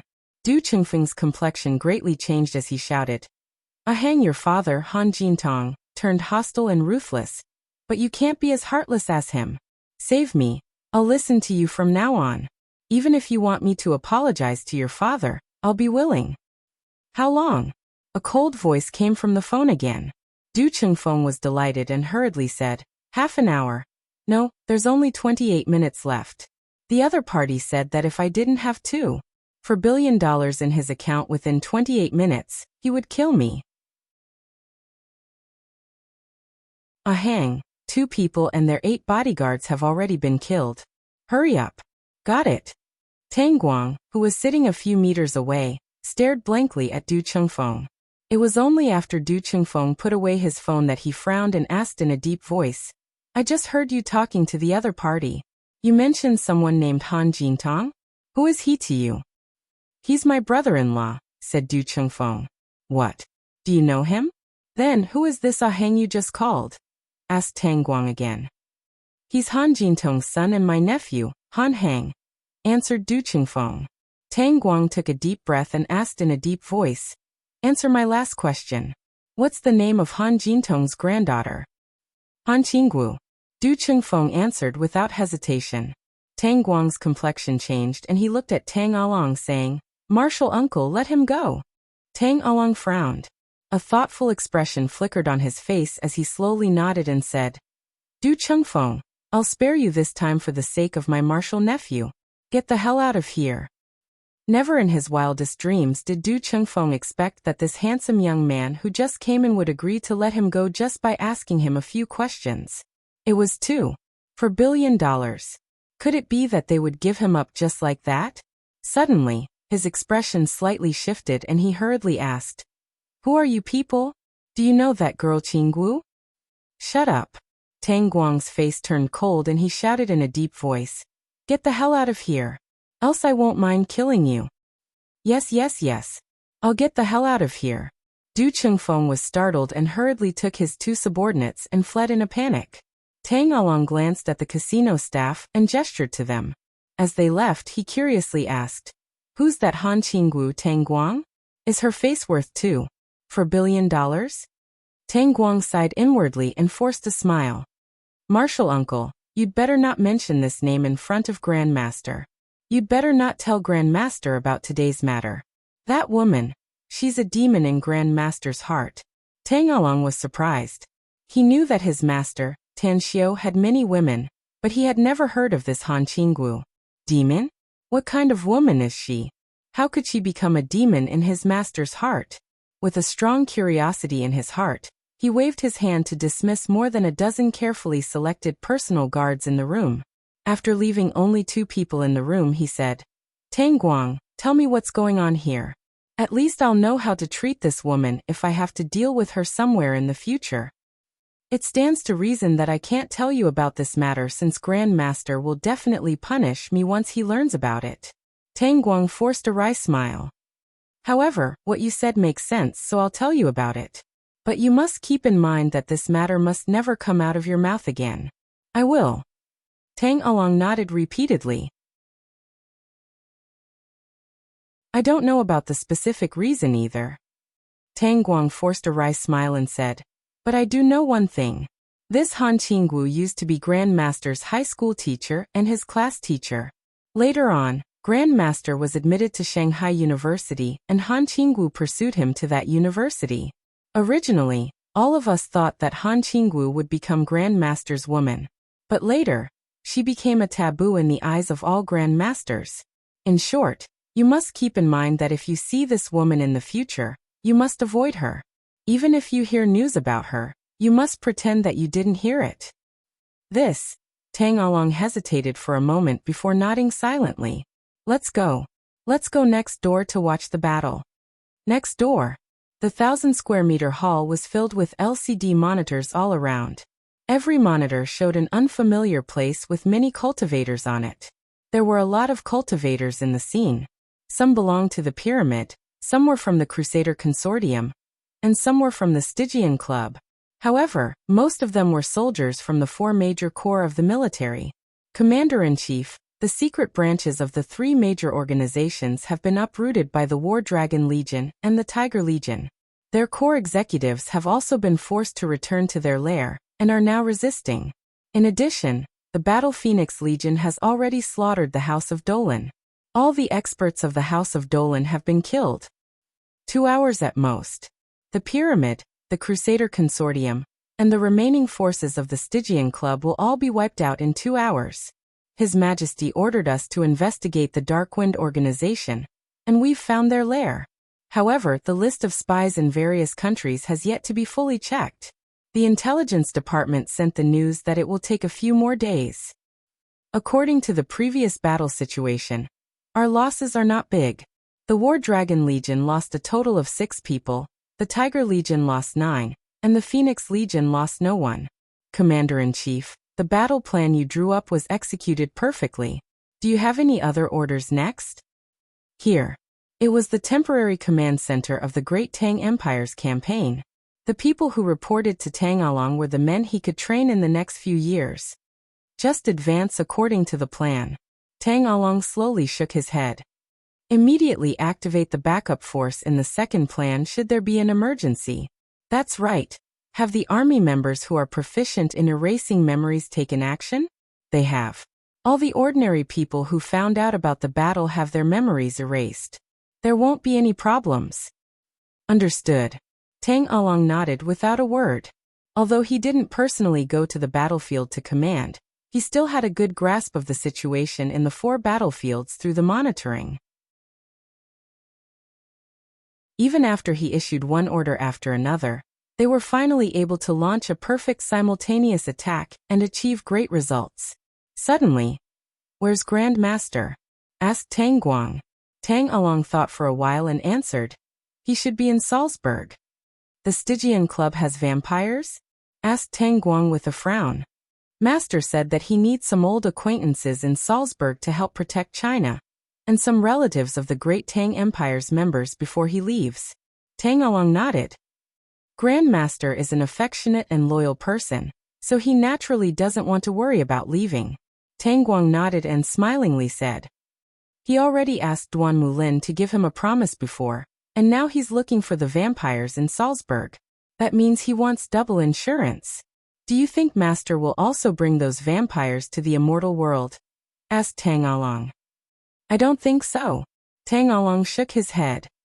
"We have mortal enemies in the immortal world, so he won't take them without absolute trust. Else, if something goes wrong with those vampires and the existence of our Great Tang Empire is leaked, we'll be in danger of being consigned to eternal damnation." "Got it." Tang Along nodded. 3 hours later, the top 3 superpowers in the world were all slaughtered by the 3 legions of the Great Tang Empire's military headquarters. 99% of the cultivators, ability users and mutated creatures were slaughtered. Shortly after, Tang Along issued the last order. Go all out to investigate the Darkwind's intelligence network in every country in the world and search for the list of their intelligence personnel.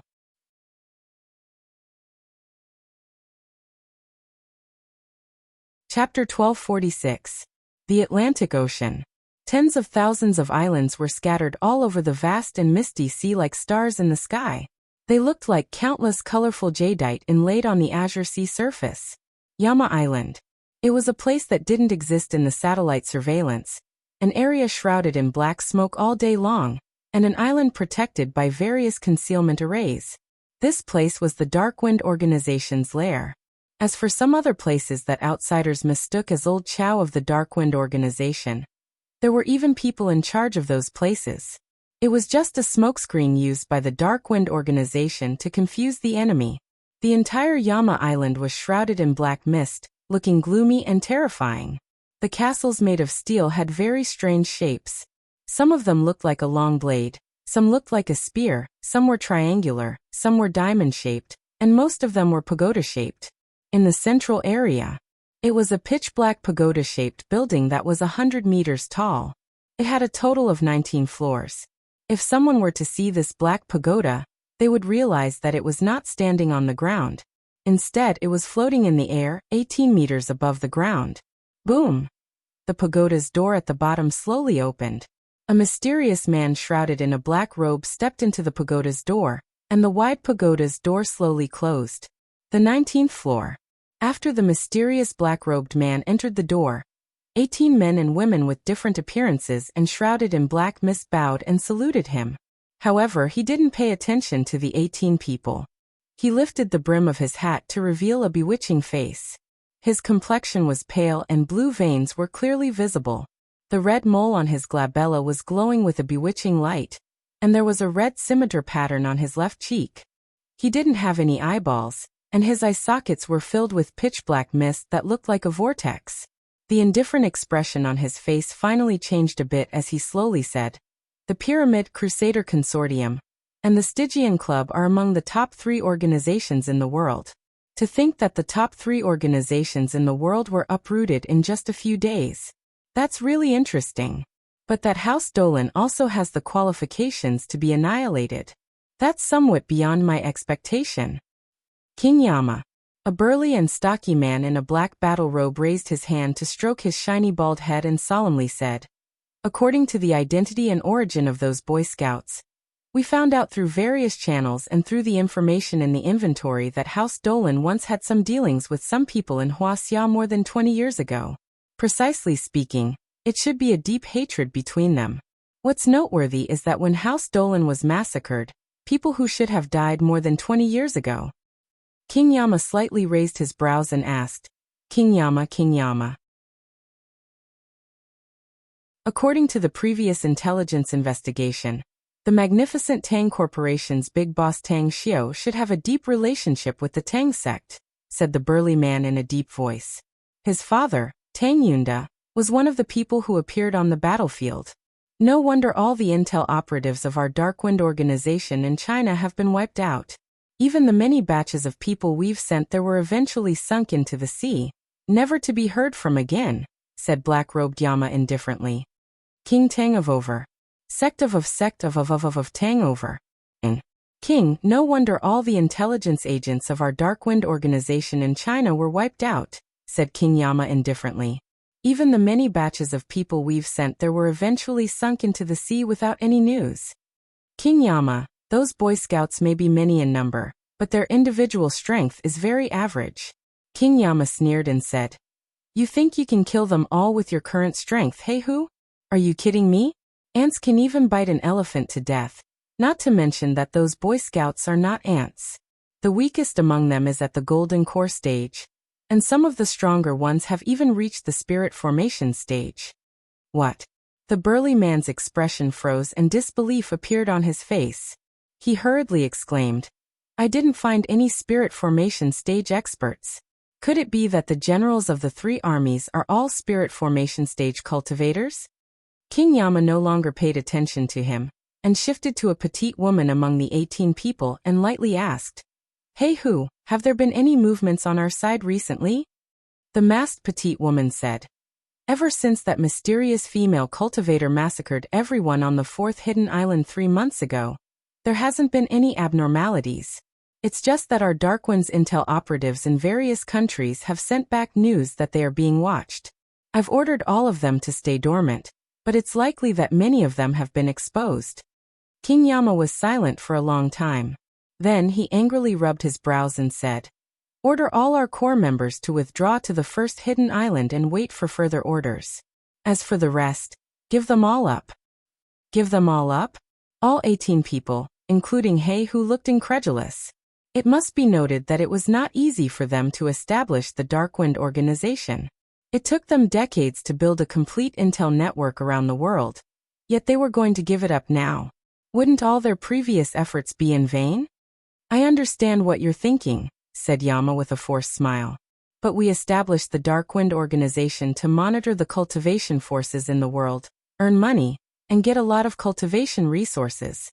We've accumulated a lot of resources, and our surveillance range has been forced to shrink. Even the emergence of this terrifying force is not something we can contend with. Hence, it's time to sacrifice pawns to save the king. Is that Tang sect really that powerful? Asked Heihu curiously. It's no longer called Tang sect now, said Yama slowly. What's it called then? Asked Heihu. The Great Tang Empire. Yama's tone was a bit unwilling, but he still answered slowly. The Great Tang Empire? The 18 people exchanged glances with disbelief in their eyes. This name reminded them of a terrible thing. Could it be that some cultivators wanted to establish a nation of cultivators? If this nation was established and they had a strong army, they would probably be able to easily rule the entire earth, wouldn't they? How much courage do they have to dare to establish a nation? Murmured Heihu.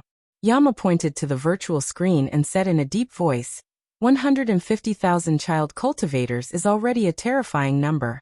Who can guarantee that the Great Tang Empire doesn't have any other cultivator legions? Even if they do show these armed forces, how powerful will this force become if they are given a few years, decades, or even 100 years? Most importantly, the massacre of the 3 major forces in House Dolan is clearly a training exercise for the higher-ups of this force. They want these children to experience the flames of war and quickly transform into real warriors. Ding ding, ding. The crisp sound of a bell rang out as soon as Yama finished speaking. In an instant, the expressions of the 18 people except for Yama drastically changed. It was the Nether Bell. The Nether Bell was the outermost layer of the underworld grand array that Yama had arranged through heaven-defying means. It had rung 4 times in the past hundreds of years, and each time a great enemy came, the Darkwind organization would face a frenzied slaughter and suffer huge losses. Yama slowly closed his eyes and murmured, "It seems that their ultimate target is still us. Since this battle is unavoidable, let's open the passage to the underworld. If we win, we'll stay in the human world. But if we lose, we'll go back." Suddenly, Heihu's expression drastically changed. He pointed to the virtual screen and shouted, "Look, Yama!" Yama instantly opened his eyes. When his gaze followed the direction of Heihu's finger, his body suddenly trembled. He saw tens of thousands of child cultivators on the virtual screen. They were floating in the air on frisbees. Even from the perspective of God, he could see that these tens of thousands of people had arranged a majestic battle formation around the number 1 hidden island. 8 strangely shaped war chariots appeared behind the battle formation. In an instant, Yama was keenly aware that these tens of thousands of cultivator soldiers were not the 150,000 cultivators who had slaughtered the 3 major forces in House Dolan. How many legions do they have? How many cultivator soldiers are there? Even though Yama was experienced and knowledgeable, he was still shocked by the number. He came from the 9 Nether Underworld, and was a powerful powerhouse there. But what he knew was that the number of ghost cultivators in the entire 9 Nether Underworld was definitely no more than 200,000. It must be noted that the total area of the 9 Nether Underworld was thousands of times larger than Earth. And the number of ghost bodies there was also thousands of times more than the number of humans on Earth. Furthermore, he felt that the military strength of the Great Tang Empire would be enough to attack the 9 Nether Underworld in a few decades or even a century. Array. If anyone in the Great Tang Empire is proficient in array formations, then we'll evacuate immediately. If not, we can rely on array formations to turn the situation around. Yama was nervous and immediately issued an order. The moonlight was hazy. When the vast universe was shrouded in darkness, a total of 50,000 soldiers of the Martial Warrior Legion surrounded the number 1 hidden island in the vast sea. Whoosh! A war chariot quickly flew over the sea, and quickly appeared in front of the Martial Warrior Legion. As the door opened, Tang Along, who exuded a scholarly aura, appeared in front of everyone with a smile while fiddling with a jade flute in his hand. "Commander!" 5 figures quickly arrived and quickly saluted Tang Along. "How's the situation here?" asked Tang along with a faint smile. Is there anyone from the Dark Wind here? Tang Jin, who was now 13 or 14 years old and dressed in a black uniform, shook his head and said, according to the reconnaissance aircraft, there are a total of 162 people on this island. All of them are holed up in the center of the island. The thermal imaging energy monitor shows that there are 142 cultivators among them, and the strongest among them should be comparable to Golden Core stage experts. However, after we surrounded this place, no one else came out. Also, this island is protected by an array formation, so we haven't launched an attack yet. An array formation? Tang Along smiled. He had gained a lot from studying array formations recently. Now that there was a ready-made array here, he wanted to test his attainments in array formations.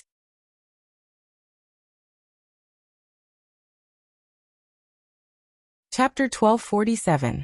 Yama Island. Shrouded in a black robe, King Yama's eyes flickered as he looked at the scene outside the first concealed island on the virtual screen. His mind was constantly thinking about something.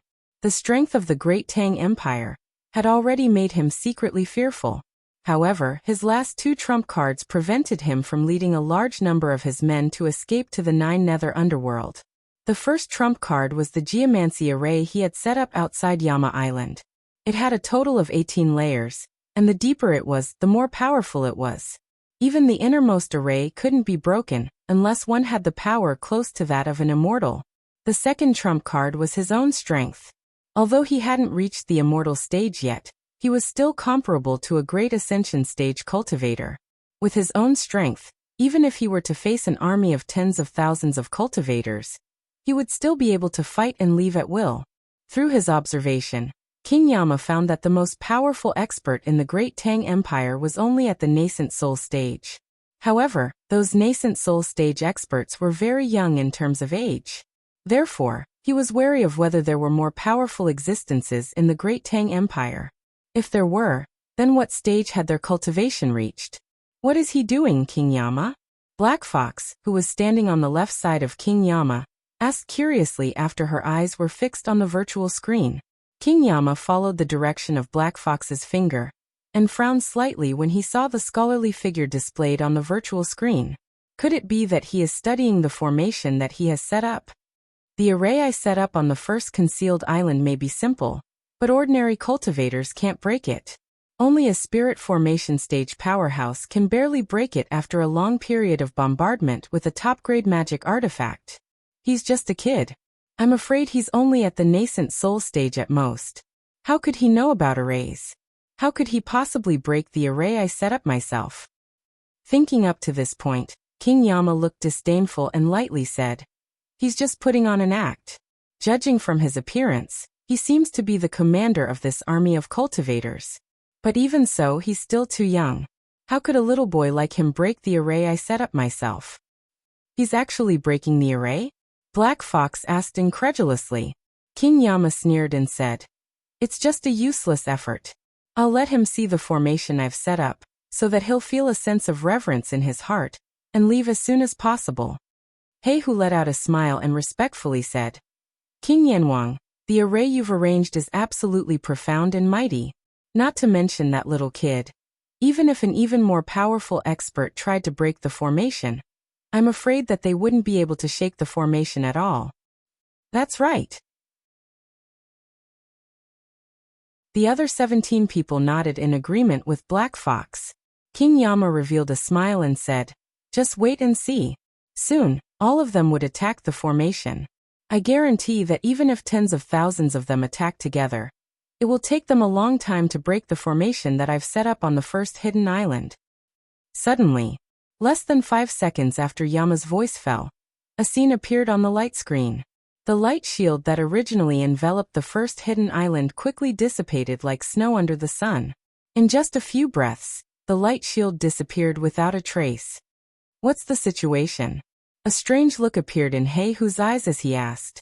King Yama's face turned dark. Deep anger and shame made him feel uncomfortable inside. Just a moment ago, he ridiculed the other party with a contemptuous expression. In the end, just as he finished speaking, the other party broke the formation all by himself. That's right. It was indeed broken. The other party didn't use any force and easily broke it just by comprehending the principles of the array he set up. Fucking damn it. King Yama suppressed his boiling blood and tried his best not to spurt out blood in front of his subordinates. However, his eyes were full of murderous intent when he looked at Tang Along on the light screen. On the first hidden island, Tang Along wiped the sweat on his forehead and exhaled a long breath. Although he had been studying array formations recently and had learned many profound principles of array formations, it was still difficult for him to personally break an array formation. If it weren't for his master, Tan Xiao, who taught him some array principles that were somewhat similar to the one in front of him, he wouldn't have been able to break it in a short time. He hovered in the air. Tang Along stretched his muscles and then straightened his face and shouted in a deep voice, "All troops, heed my order. Capture all the members of the Dark Wind on this island. If you encounter any resistance, kill without mercy." Immediately, tens of thousands of soldiers on aerogliders arranged themselves in an orderly formation. Even though they were attacking from all directions, their overall formation was still intact. Surrender or die. A cold shout came out of Tang Jin's mouth. In the next moment, the 50,000 soldiers of the martial army shouted the same words. The rolling sound waves were deafening and went straight to the sky. On the island, Black Snake's eyes gleamed with a soul-stirring murderous intent. He firmly believed that King Yama would lead his men to save him because he was his most loyal subordinate. "Follow me. King Yama will arrive with his men soon," Black Snake shouted, and a pitch-black scythe instantly appeared in his hand. Along with the slash of the scythe, dozens of black-robed youths in the vanguard of the martial army unleashed their magic longswords in unison. Puff! Like a kitchen knife chopping tofu, Black Snake's scythe was instantly cut into more than a dozen pieces. The violent sword shadows didn't stop and slashed Black Snake's body in an instant. Despite Black Snake's formidable strength that was comparable to a nascent soul stage cultivator, he was still sent flying upside down with more than a dozen bloody wounds left on his body. "God damn it!" Black Snake roared and turned around to flee. These 10-year-old children were not strong individually, but they were proficient in joint attacks. Although most of them were in the golden core stage, their joint attacks allowed their attacks to increase by more than 10 times. Even when compared to original infant stage cultivators, they were still a level higher. Tang Jin came from a distance and instantly appeared in the battle formation. A disdainful look appeared on his handsome face as he shouted, "You've already appeared in our formation. Even if you're 10 times stronger, you can't escape from our formation. Obediently surrender or you'll die." Bam, bam, bam, Black Snake tried to break through the encirclement from several directions, only to be smashed back by the Legion soldiers. What made him furious was that more than half of his hundreds of men were killed in just a few minutes, while the rest gave up resisting and directly chose to surrender. "You're going too far." The Black Serpent took out a black flag from his bosom. As the chilly wind blew, the Black Serpent began to recite a strange incantation. Then, a steady stream of dead spirits drilled out of the ground. There were more than 10,000 of them, but the individual strength of each of them was very weak. At most, they were comparable to cultivators at the foundation establishment stage. "You're nothing but a worthless dog." A sneer appeared on Tang Jin's face. He shifted his gaze to Tang Along and heard the latter's voice. "Spare his life and capture him with the immortal binding shackle." Tang Jin's expression shifted, and he immediately waved his arm to signal the Legion's members to kill the undead. He then took out a black rope from his sleeve and chanted an incantation, causing the black rope to instantly shoot toward Black Snake. "What the hell is this?" Black Snake's heart had already fallen into an ice cave, because he could clearly feel that the black-robed young man in front of him was clearly an officer. His aura was immense, and he was actually a cultivator who was no weaker than him. However, he was still hoping that Yama would come to save him, so he gritted his teeth and summoned a black dragon made of black mist that bared its fangs and brandished its claws at the rope. "Break!" Tang Jin shouted coldly. Instantly, the black dragon in his hand was shattered by an immortal sword that shot out a beam of light. As for the black rope, it quickly circled around Black Snake and finally bound his body. "You want to capture me? Dream on." The netherworld force inside Black Snake's body surged crazily. While he was struggling desperately, the black rope became tighter and tighter, causing his struggle to become smaller and smaller.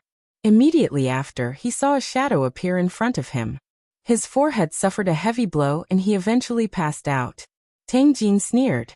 Although the dragon binding rope wasn't an immortal artifact, it was a top-grade magic weapon personally refined by Lady Ji Qimei.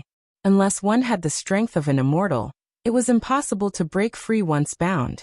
A few minutes later, the 50,000 soldiers of the martial army landed on the island. After they temporarily set up camp, Tang Jin, Tang Mu, Tang Shui, Tang Hua, and Tang Tu quickly came to Tang Along. Tang Jin casually threw Black Snake in front of Tang Along and saluted. "How should we deal with him, Commander?" Tang Along faintly smiled and instantly pierced Heishi's Runzhong acupoint with a silver needle. Just 10 seconds later, Heishi slowly woke up. His expression greatly changed when he saw the people around him. He seemed to recall something as he abruptly looked up at the sky and shouted, "Lord Yama, why didn't you save us?" On Yama Island, Yama stood in front of the virtual light screen with a complicated expression on his monstrous face.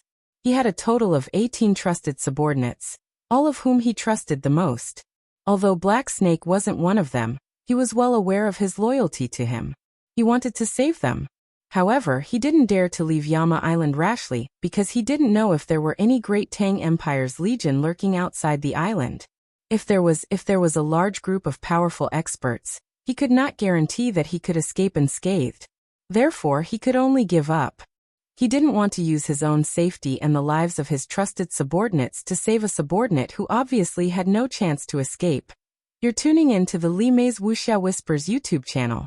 We're so grateful for your support and don't forget to subscribe to join us on this incredible journey through captivating stories. Your generosity through donations truly makes a world of difference, as it's the primary source of revenue that allows me to expand and enhance this channel for you. Thank you from the bottom of my heart for being a part of this adventure.